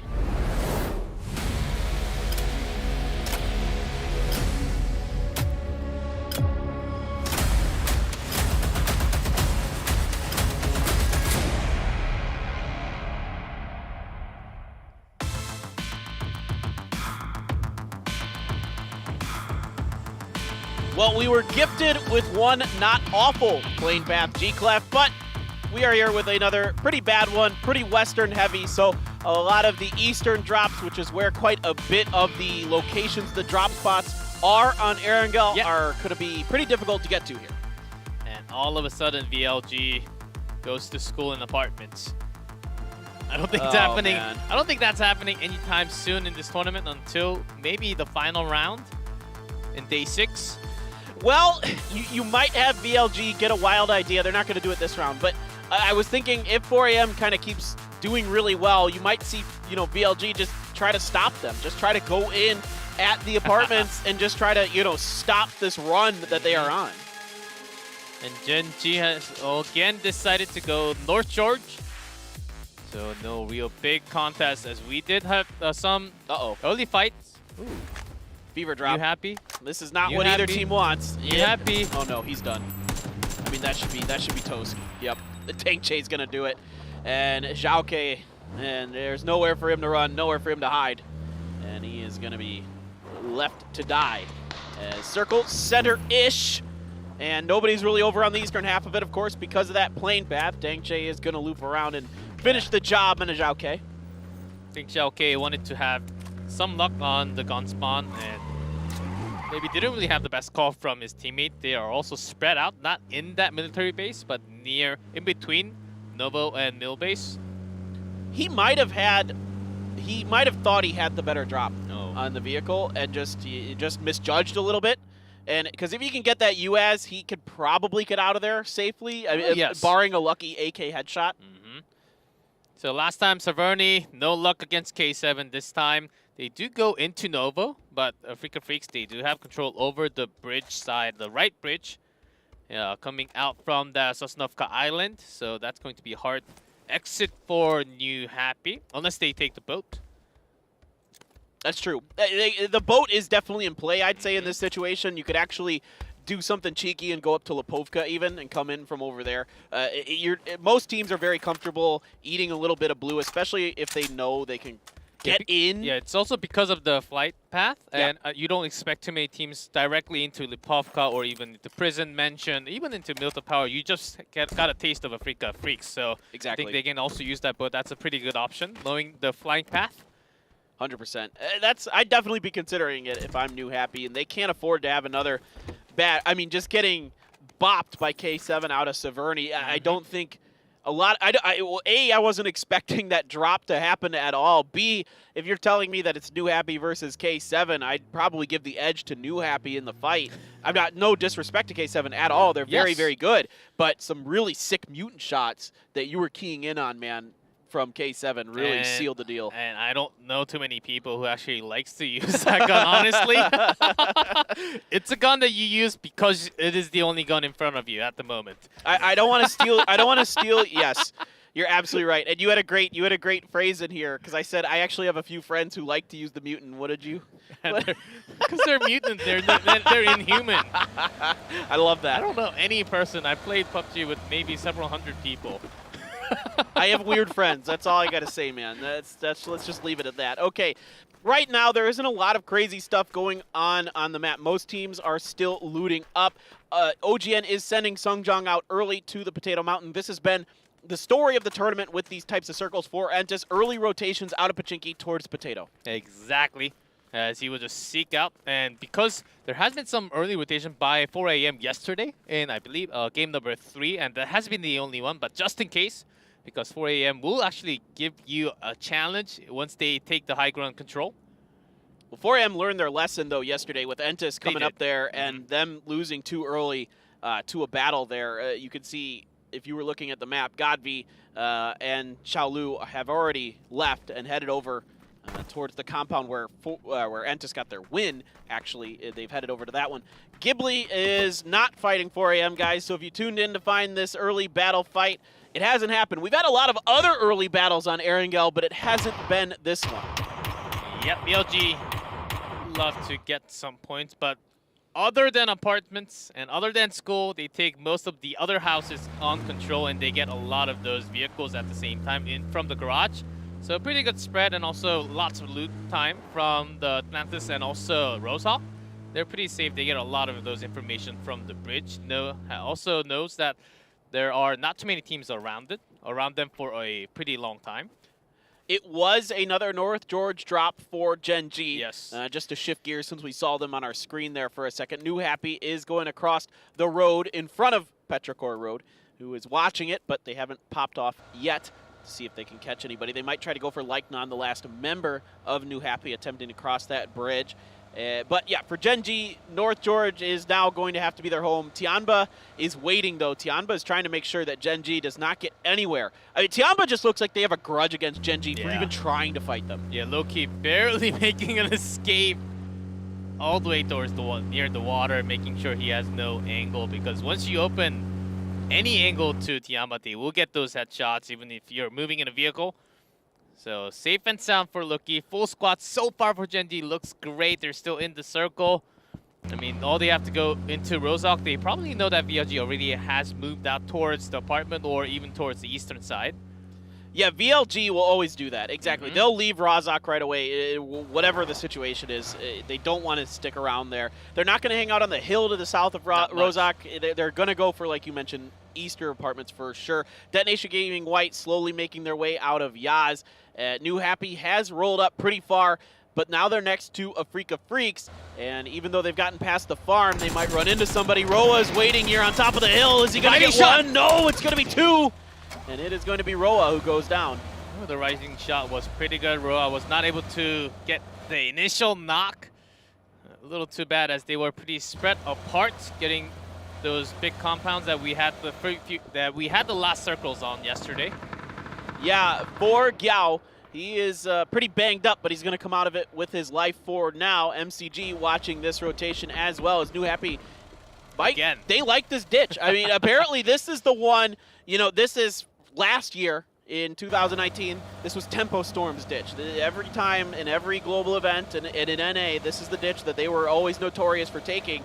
Now we might be able to start calling it the New Happy ditch because they really seem to favor it as well. Yeah, actually, and this time, though, they want to spread out a little bit further, even towards Yasnaya a little, because MCG's also got a pretty big spread around where OG and Entis got the chicken dinner yesterday on Erangel. You know, speaking of 2019, when I look at the map, and our map feeds are available, guys, so make sure you're watching that as well, because there's a lot of important things that go on that we aren't able to catch on the screen, especially during the early part of the game. Go into the squad mode and you'll see the map. Yeah, exactly. And so this looks like 2019, where all the teams are really fanned out. There's a lot of big 1-1, 1-1 splits, a few 2-2 splits here and there. But this is quite fascinating because, like, for most of the turn, it's been really dead center heavy. Hold the phone. Hikari Gonna find Machao. That is a quick down with that iron sight Scar. Gonna start throwing his grenades in there to see if he can finish the job. The first one a bit too far. Gokuri's gonna keep the handle on his teammate, trying to res him. Deva now on the flank. That's a good angle. Oh boy, Detonation Gaming White might have rolled up into a disaster. Oh. That's a pretty hard timing to actually. He did throw a couple more, but because of the angle from Deva, might be actually hard to get that second res and escape out of VLG. No, this is awful. I don't know what Detonation Gaming can white. Melifo is trying to help, but from afar, but there really isn't much he can do right now. You do have Lycnon putting some shots into Lambu. Oh my goodness, that circle. Another hard shift down to the southwest. Horrible, right into infantry territory down there. Spear has a bolt. And again, if you're seeing Korean players bolting, it's not because they want to, it's because they couldn't find anything else. Usually. You usually want to keep other the than only. one player from MTech. That's the only one who likes to do it. And VLG, they're okay. They were okay until the circle shifted all the way south. They were okay with the fight, but they know that they have to clean up now. Hikari again, Lambu putting down shots from the side, but can't really get the exact shot because of that smoke. Yeah, he's got the SKS. It chunks. He's trying to get it done. Deva does finish Gokuri. Deva does get a knock onto Machao. I don't know how all three are still alive, or were still alive until very recently for Detonation Gaming White, but it's such patient, persistent play for VLG. They're not overextending. No one's getting knocked. They know they can't afford to lose a member because of how spread out they are. Melifo just staying on the back because he knows that the rest of the squad is in trouble. They cannot escape. He has to just go for that next circle. And if the upper challenge, Sun Sisters actually came into here. Wow. Sun Sister, you were saying they need to be a little more aggressive. Now might be the time. Zhao Ying does get that first 8 off, though, before Kendes can do it. Kendes, he moves around the side, but it is going to be... Oh my god, he outdoes it! I thought Zhao Yang was going to get him there for a second, but no. Kendes holds on with a little help from his friends. He is going to finish the job. I think Zhao Yang came all the way to the side, used a lot of... May have ran out of bullet at the perfect time. Did Minsung shoot into that as well? I just saw Minsung up on the hill watching all of this from afar. Like that weird Alfred Hitchcock movie. He's hanging out and seeing what's going on. Yeah, infantry, I think they wanted too much space out in the open, as they have gathered up now, but lost a member because of that PO again, extending a little bit too far. That's a big loss for Gen G again in the rotation.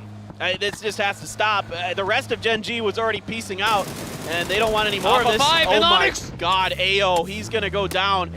But AO does get 2. Loki's still alive. Grenading bead chalked up for Silky. It's in. Is it going to connect with the final member of Gen G? Not enough doing.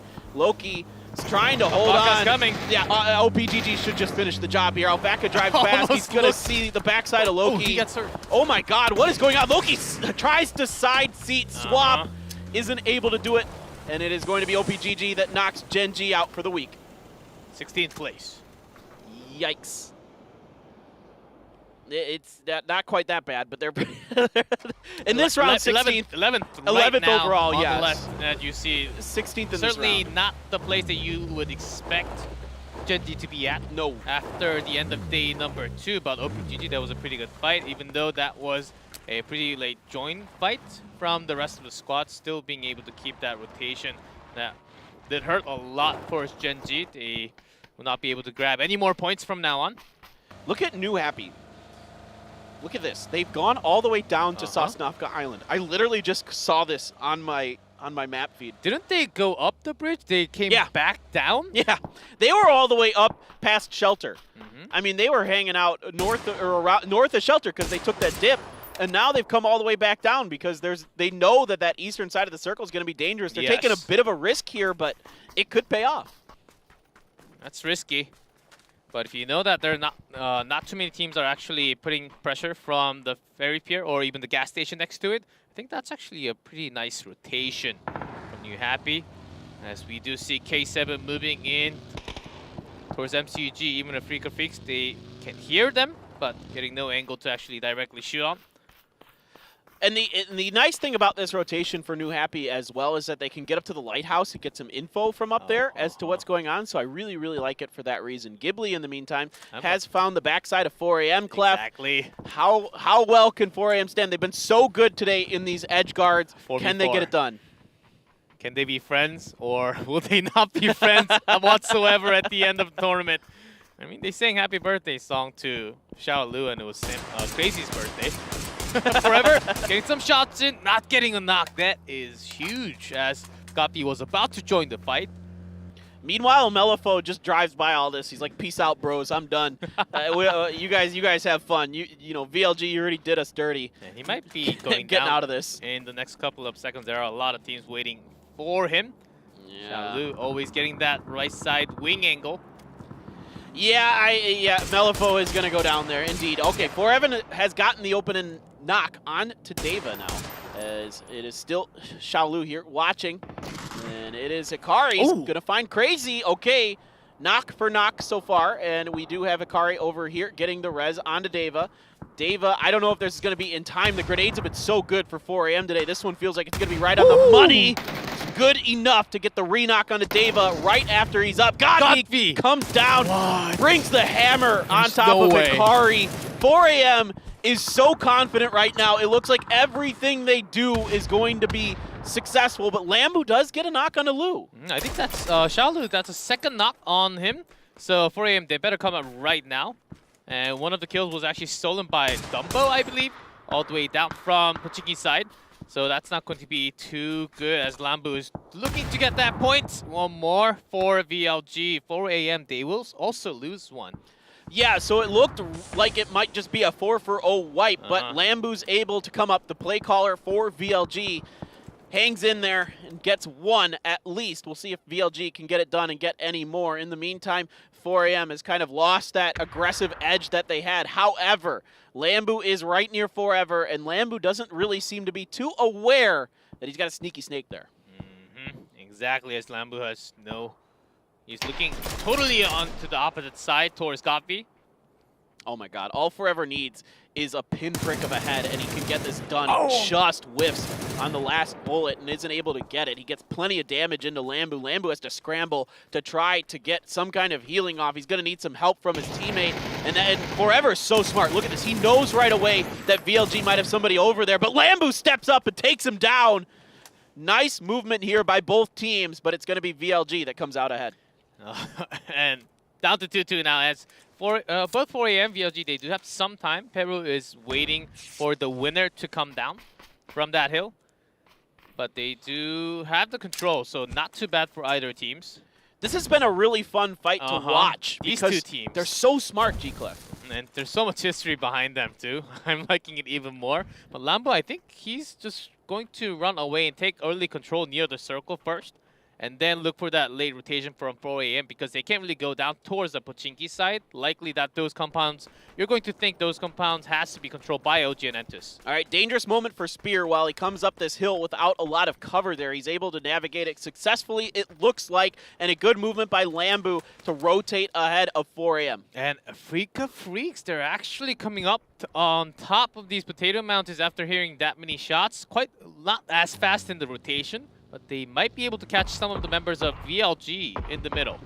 So GEX is taking this, I've seen teams do this split a lot down in this valley, and it actually can kind of work because you can try to get the other teams to fight each other. The problem is that the teams on the hill are basically the same team. It's Tianba on both sides, so this might not work out as well as normal, not to mention the circle isn't on top of you as well, but Lurena takes a whole bunch of damage. 1 HP has to back off. Grenade outside of range to do any damage. Lin Shun, who was on fire earlier today, connects but isn't able to find a knock. Yeah, that's going to be a real tough fight, and Gapi 1v4 gets a knock, escapes from that fight. Nicely done, as VLG is still getting some pressure, but these nades, oh, Yanli's not going to last long as he's basically alone here. It's a dip and goes down.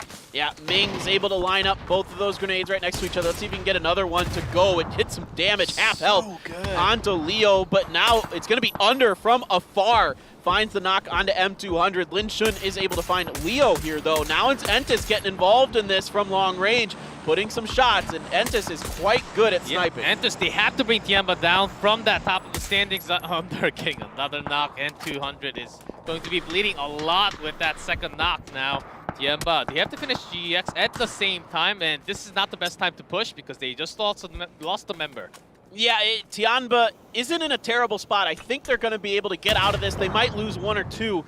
But at the end of the day, they should be able to finish GEX off. Another good grenade. Doesn't get the knock onto CC. CC somehow, some way is able to get his first aid off in time. Now there is a lot of smoke down, so Lorena not finding an angle into CC as the rest of Tianba gets across the road. And that's good timing here, but Mao Ye gets run over. He gets a knock, and Tianba says, well, that's cool, bro, but you're done. Totally done. And Yuhappy trying to take control over this as like not just pushing on top. Ning Ming right on top of them as Circle's closing against Tianba. Lorena is trying to push from the side, coming up the hill. Oh, New Happy, 2 knocks to open this one up, and they are doing a great job here, coming in at a great time. Oh my gosh, if Lycnon can land these shots. Taking Circle damage. No, he can't do it. It's gonna be Lorena who outduels him. Lycnon just could not get a handle on his shooting. That was a pretty good timing of pushing, but still, Tianba, they're strong. Their shots are connecting. He's the only one left. Can he actually survive and escape this trap? Oh my gosh. Not going to be enough. Wow, Giao and New Happy picking up points where they can, and we can't give them enough credit for that rotation they made early on, G-Clef. They're salvaging something out of nothing, and 4AM is still doing stuff over up on the northern side. And speaking of doing stuff, OPGG with 2 left. A lot of teams down to 2 that are still picking up knocks and kills in the feed. Crazy the damage all the way out far. That's at least like 400 meters out. And to get that first shot in, that was crazy. Almost got the member down, even Ifty. They did lose a member from that southern side. And this situation looks a lot like what you were talking about earlier, G-Clef with Sun Sister, where they're late on these rotations and they're really slow on the backside, and everybody's kind of watching them and what's going on. Speaking of watching what's going on, yo! Great timing with that code, production staff. You got me right, set up well. Come on, guys, get that code in there, get those coupons. Get your votes in for which teams you think are going to win it. And it's going to be hard to pick Asia, G-Clef, because all these teams at the top are so close to each other. Yeah, and Enter's getting some more knocks all the way with the split, but look at this MCG. Yeah, taking away this great spot again as Griffin. They tried to challenge against them, but once you come into these close combat fights, multi-circle gaming, they're just so good. No one seems to be able to break them down in the full squad fight. Yeah, I really agree with you. They seem so tough. They're so strong. All right, Sun Sister, a grenade right next to Crazy Sam. My word. My word. It's the shooting from Dumbo that does it, but that grenade certainly may have helped. It's hard to tell. It was, bang, bang play there, but whatever. 4AM now under fire. Crazy so hurt somehow, some way. Gets to a tree with a sliver of health. Sungjong with an SLR is going to watch this, but Godby up on top might be able to get an angle down into Sungjong there. Yeah, only if Godby gets a knock, maybe Crazy will have a chance to... but it seems a little too hard that Sungjong gets a knock onto Godby. 4AM might be done. Yeah, poor Under stepped up to take some shots and gets shot in the back by OPGG for all that effort that he did. And I don't know what they can do here. I'm not exactly sure how many smokes that Crazy has left. He didn't step up close enough to the front of that. Those are good grenades because of the blue and the situation that Crazy is in, and he is super hurt. He gets some good shots. Sungjong should be able to line this up and take him down. Indeed, 4AM is out. And MTN reaches out all the way to the bottom and takes care of K7 at the same time. So MCG still in a pretty good control in the next circle. They do have the compound cleaned up most of the eastern side. So I think they're good. When they come out of the compound, should be only 2 or 3 teams left from the northern side. Infantry's been quiet. They're still alive. I'm just throwing that out there as a potential point of interest for later in this. Lamboost, no. You're done. Sorry, my man. Mill with a perfectly placed grenade finds the end of the day for VLG. But overall, still a strong performance in the first week for the team from Korea. Yeah, they actually, after the fight against 4AM, I thought they were close to being done by pushing, after getting pushed by Afrika at the same time, but kept on for a pretty long time. 7th place finish is not too bad after losing that many members. Pero taking a lot of those space control, but I don't think they're strong enough to actually, to be honest, I don't think they're strong enough to actually get that much space control in the next circle. They should be gathering up all the way towards the northern side against Enters, against Afrika. Those members can actually go down with a knock. The hope for Pero is that, like, everybody kind of tears each other up on the southern side of the circle, and then they can have a fair fight against Afrika and win that. But right now, it looks like OPGG might just get torn asunder by the combined fire of Entis and Infantry, who are setting up shop around them. Dumbo's already been down, of Alpaca hanging out on the very southwestern edge. Entis just full-on sends it right towards him. They have no fear. They know the situation. They've been watching the kill feed, and it's easy money for OGN. Another kill. 6 kills in total already. Indigo's down, and I think he will might actually get the rest, but because infantry's coming up, Indigo might not survive. Oh, poor Kale. Oh no. It's Under who knocks Kale there. Disaster striking. Longsker is going to take that point and say thank you. Sungjong does get a knock here. Indigo down as well, so quickly Infantry shows up, gets 2 of Entis out. It's up to Under and Sungjong to try to hold the line. No, it's going to be Under falling to bullying. Longsker over. Longsker finishes the job. Great timing after seeing a knock all the way in the back. Indigo, the most powerful one right now, does go down. Without him, it was not enough to challenge against Ifty. Right time to push through. And they have actually found a pretty nice space, but the most powerful weapon, the Tsunami, MCG, they have started to spread. The waters are coming. I love that. You gotta go towards the higher spot.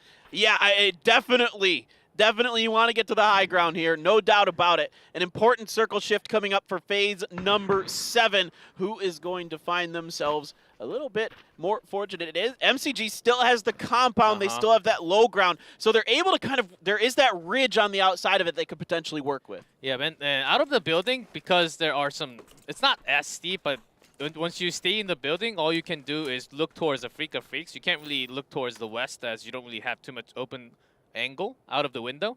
But because of that, I think Ifty and also Pero, they just have to clash into each other. Well, I like what MCG tried to do here. They tried to get involved in the fight between Infantry and Entis. It just ended too fast. They weren't able to get there in time. Summer and Evil Lee are still hanging out, looking at the backside of Infantry, and Summer opens up with some shots onto 9, and Evil Lee's going to find another angle as well. Good call-outs from MCG to find that knock. Can they get the finish? Because they actually might be able to. Longsker and Bullying are busy. Bullying gets knocked, and there you go. Infantry out quickly. Immediately with Long DD, that XCD getting those shots, as well as MCG being involved. And 7 kills in total. They were just staying in these compounds, picking up kills after kills, cleaning up a lot of the squads that were coming from the eastern side of these compounds. And we're left with 3 teams. Yeah, and only one South Korean team left as the hope for the country to get a win today. It's been all China so far. Afrika Freaks, they do have high ground control, but if Danger goes down right here! Oh, no. Oh, my word. He was just lined up perfectly for Mill. Mill with a great angle from that tree, knowing the situation, knowing the terrain, and that's an easy point for Pero. Yeah, they also had some trees to work with. And also in the circle, they could have forced a fight from Pero and MCG, depending on the next circle. I'm pretty sure they have some smoke because they had a lot of running rotation with not much resources used. But losing Dengche right there, basically. Well, let's see. Let's say this for the Freaks. Okay. It's EJ and Hansia, the 2 best fraggers, I'd say, I think on that team. I mean, Dengche's quite good as well. Yeah, EJ and NN. Yeah, it used to be NN. XNN, so we should mention that. We've said it a lot this year. If you've been watching, especially the Korean PCS qualifiers, Hansia is NN. You guys remember the Freaks from last year? Same player. He used to be called NN. He's an amazing fragger. And which I think Afrika Freaks just back off, let them fight, and look for those chances. Rotating out from this zone will be very tough, but force out a fight again, I think.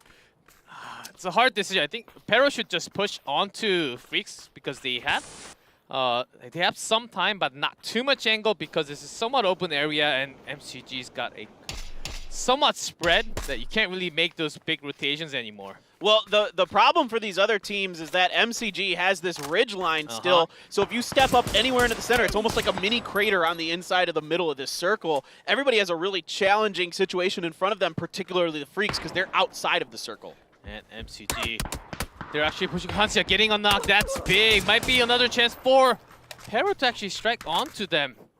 They want to rotate west. Yeah, this is Pero's moment, and they're doing that right now. They're heading down south and west. Really smart movement by Pero. It opens them up for a second to Afrika Freaks, and it is really good shooting again from Hansia, taking down Mill. And I remember earlier this year, a 1v4 that Hansia picked up in Korea. Does he have some kind of heroics inside of him? No, it's going to be Tank taking him down. EJ gets the grenade onto Tank. EJ still alive, pushing up, going to get another point. Looking to take on the surviving 3 members of MCG by himself. No good. Too strong are the survivors. Summer did get res and finishes EJ off. Was that good enough for the first chicken dinner for Para, or is it going to be MCG for the first time getting that chicken dinner with 9 kills on them already? As Pero, they did get that res. The rest of this lobby is rooting for Pero because MCG has overtaken Entis on top of the leaderboard, no doubt. Summer gets some damage into him, backed off a little bit himself. Grenade up and over. Can it catch the backside of Long DD? Just a bit too far, but XDD has been knocked. Mill Summer! Oh my god, Summer's gonna find Long DD knocked as well. It's looking really good. Mill's gonna have to pull off a 1v3 right now. He doesn't have anywhere to go. He's trying to go over to the side. Long DD down. There is XDD still up. You can see that Mill kind of wants to get over there. I don't know that MCG is gonna allow it. Okay, Evil Lee's position is way too good coming down from that high hill. Mill, I don't think he has too much of an option except when that nade connects, but Evil Lee's gonna strike from the side. Multi-Circle Gaming, they will grab the last chicken dinner and the first chicken dinner for themselves today. All Chinese win. Crazy day for China, huge day for some of these teams like 4 AM, MCG. Tianba had a strong day, and that is going to propel MCG to the top of the leaderboards. What a finale. What a Friday finale here at PCS3 Asia. It's an insane day for China. There has to be one day where China just strikes all 4 chicken. It came a little too early than what I expected. And we still have 4 more days to go through. And this many Chinese teams winning chicken. Tianba 4 AM, back-to-back 4 AM. And now MCG, who has been on top of the leaderboard without a chicken dinner. And with this round win now, are they taking the first place spot? Oh yeah. Yeah, they are. It's looking so good. What I'm curious about is what's happening below them. We saw Entis was up there. 4 AM is up there. You know, VLG was up there.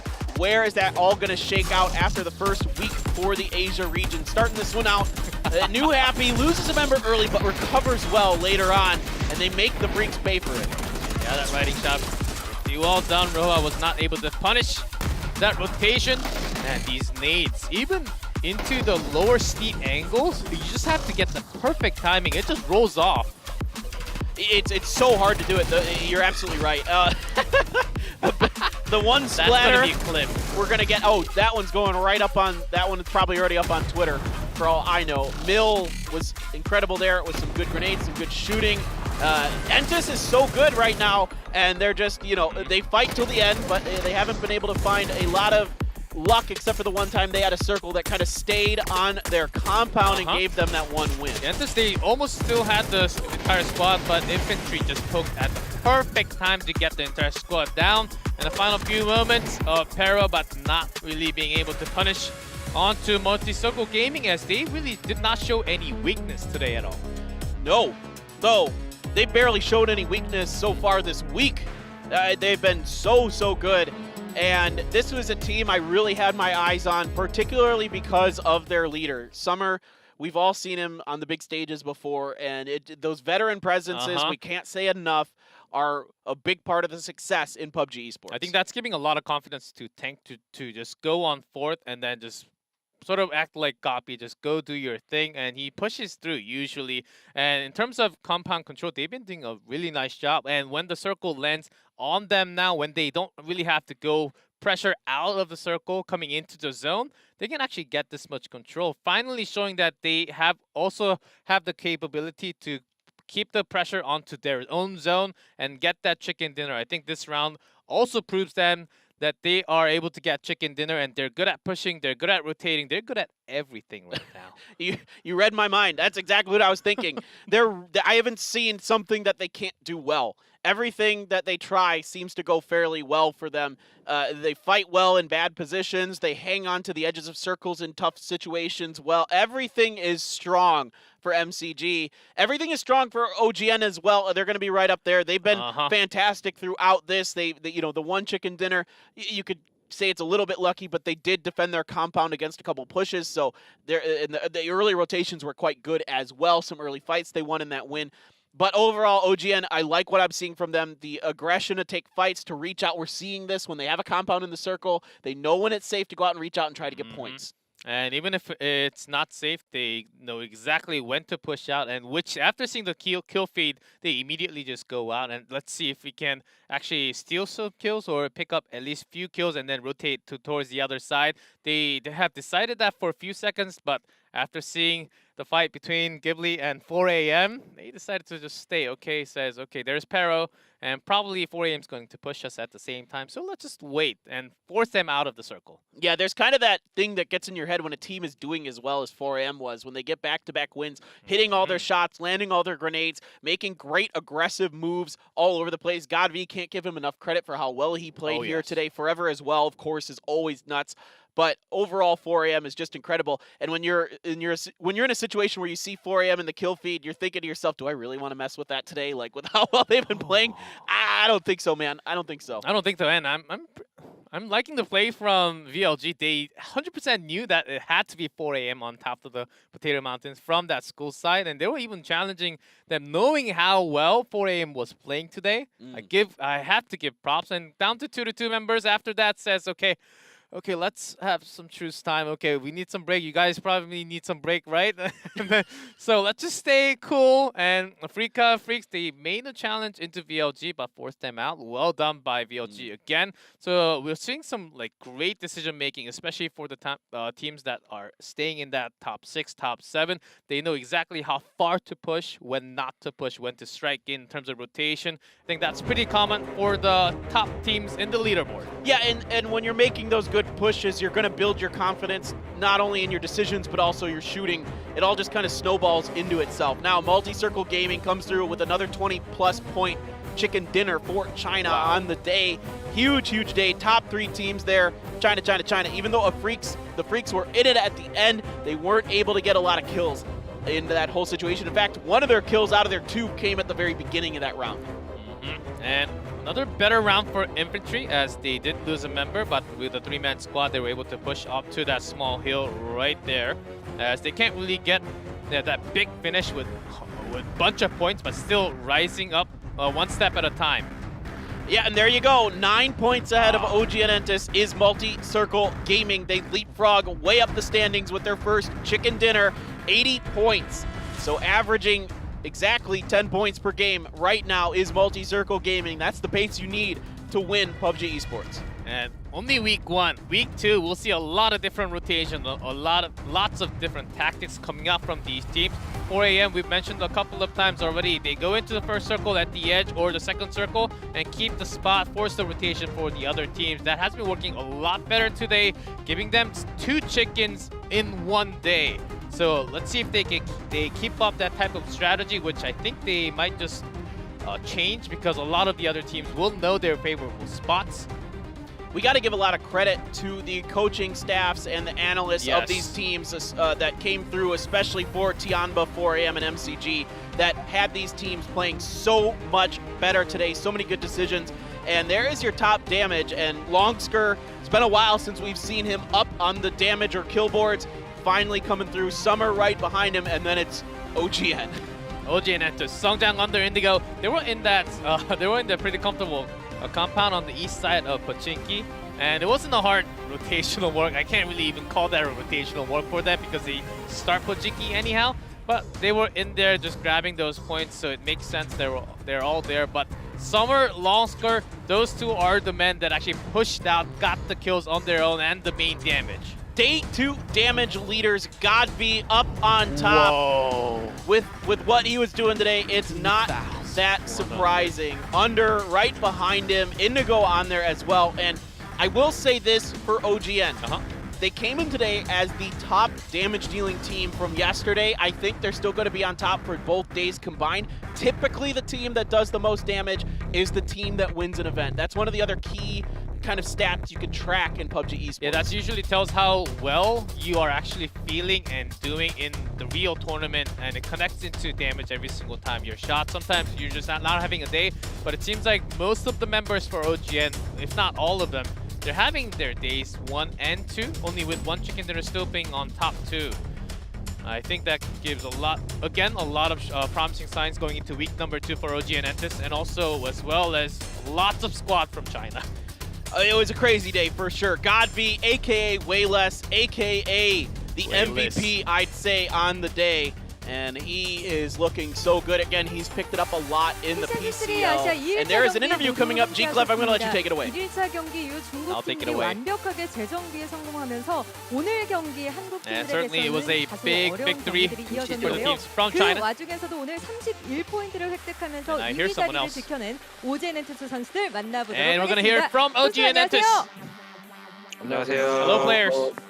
와, 오늘 71포인트 누적 포인트 71 기록하면서 points in 2위로 total. 1주차 경기를 모두 마무리하셨습니다. And you finished week 성장 선수 1. 소감이 어떠세요? How do you feel after the finish today, 성장? 좀 아쉬운 부분이 많긴 한데 그래도 There are lots of 꾸준히 점수 잘 먹어서 disappointing 기분 좋아요. moments, but because we were 오늘 able to 4개의 grab 매치 모두 순위 points 포인트를 continuously, it 가져가면서 feels okay. 그만큼 오젠 엔투스 안정적인 운영을 보여주신 것 같은데요. 또 오늘 경기 종합 데미지에서도 순위에 오른 언더 You guys 선수의 made lots 소감도 of 들어보고 placement 싶네요. points with the rotation. How do you feel after today's 성장형이 좋은 games 자리 under? 먹어줘가지고 좀 딜을 좀 달달하게 뽑은 것 같습니다. Yeah, Songjang took all those good spots, 인디고 so I 선수 was just 1일차에 정말 having fun doing all the damage.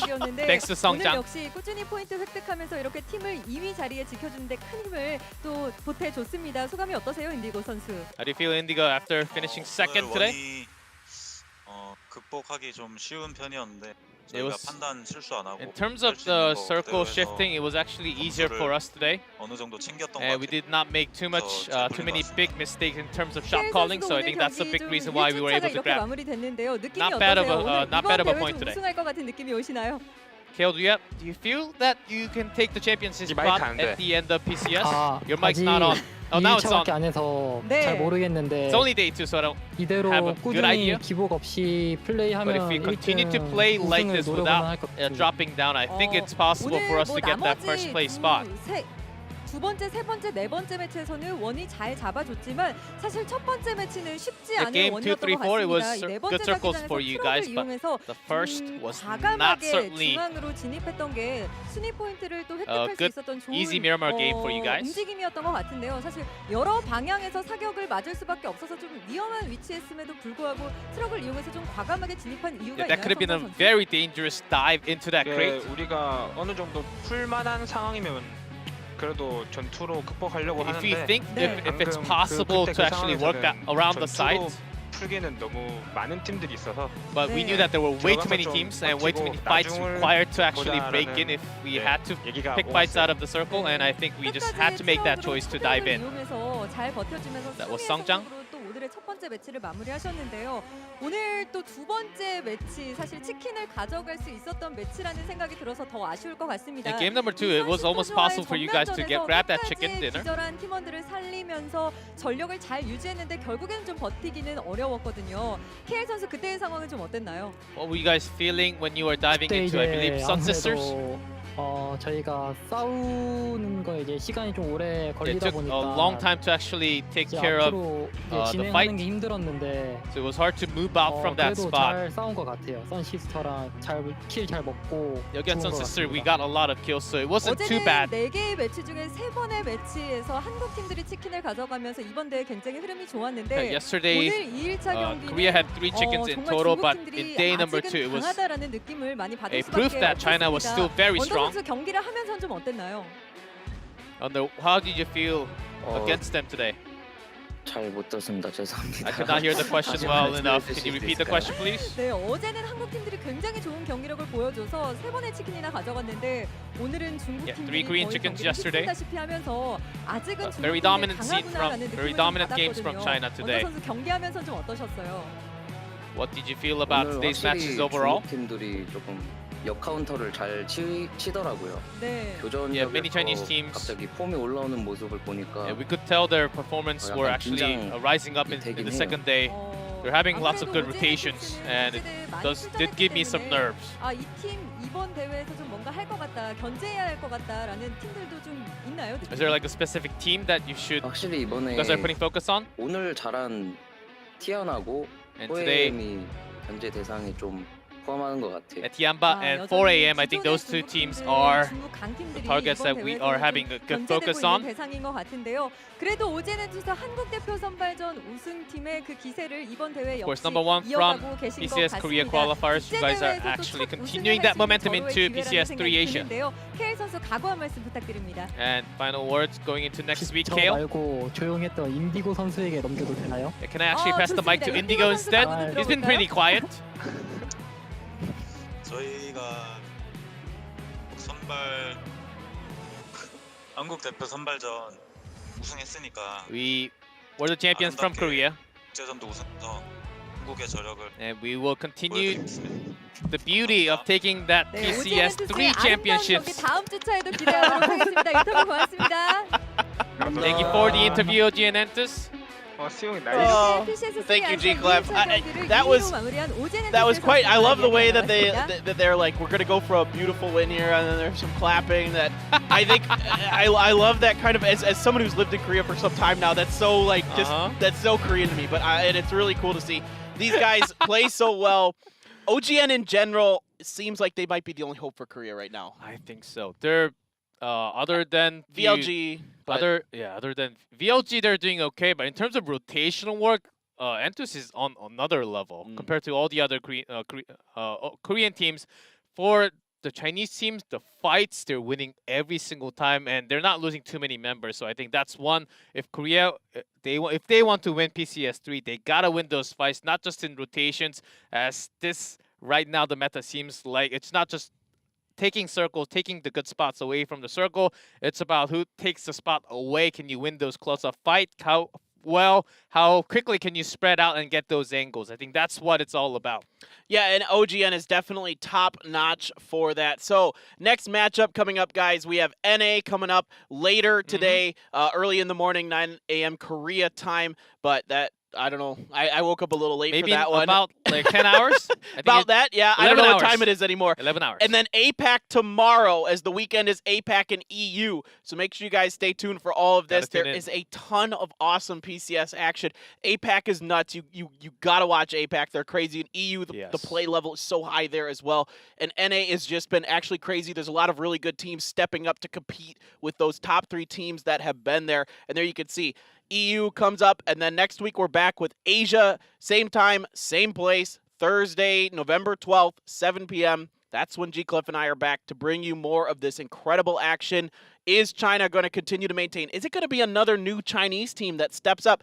Can OGN finally break through and get that big global win? MCG maybe? OGNentus, can they finally get that trophy in the global spot? I think it's possible. Those teams right now on top, but there are still lots of contestants. Tiamba, maybe for the second time they can maybe do it again. We'll have those questions sort of answered in week 2 very soon. So and we also have week 3. So if you love PUBG, this month is all for you guys. It's like a big Christmas gift before December. Yeah, early Christmas gift coming here for PUBG Esports. And I tell you what, I think it's really fascinating to see that this battle in Asia right now is between Entus and MCG. And you're talking about MCG, which has the play caller from VC, the 5th place team at PGC 2019. And then you have Entus with Sungjong as the 4th place team at PGC. And then you have 4 a.m. in here, the 3rd place team at PGC. If Genji was in the mix, then we'd have a really interesting dynamic coming up for you. But then it just hasn't been Genji's year. Okay, Genji. Let's talk lastly on it, because after the studies, they have less than a week now, but still, when they do the studies, they usually rotate a lot better, making those crisp play. Maybe day 3 will be the comeback of Genji. Maybe, but certainly they look to be in the weakest form so far. Yeah, I'm with you. Okay, that is going to do it for us, guys. Thank you so much for tuning in once again here at PCS3 Asia. It's been an explosive start to this week. We can't wait to come back again next week to bring you more of these games. We'll see you next time, next week, Thursday. Bye, guys. Take care.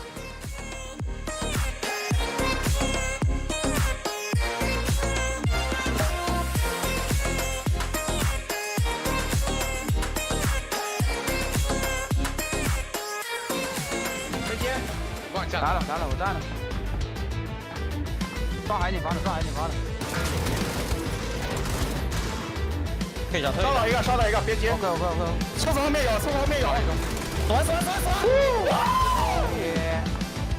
这波有头，帮他看，往左点，马上炸了，帮他看。最后一个树。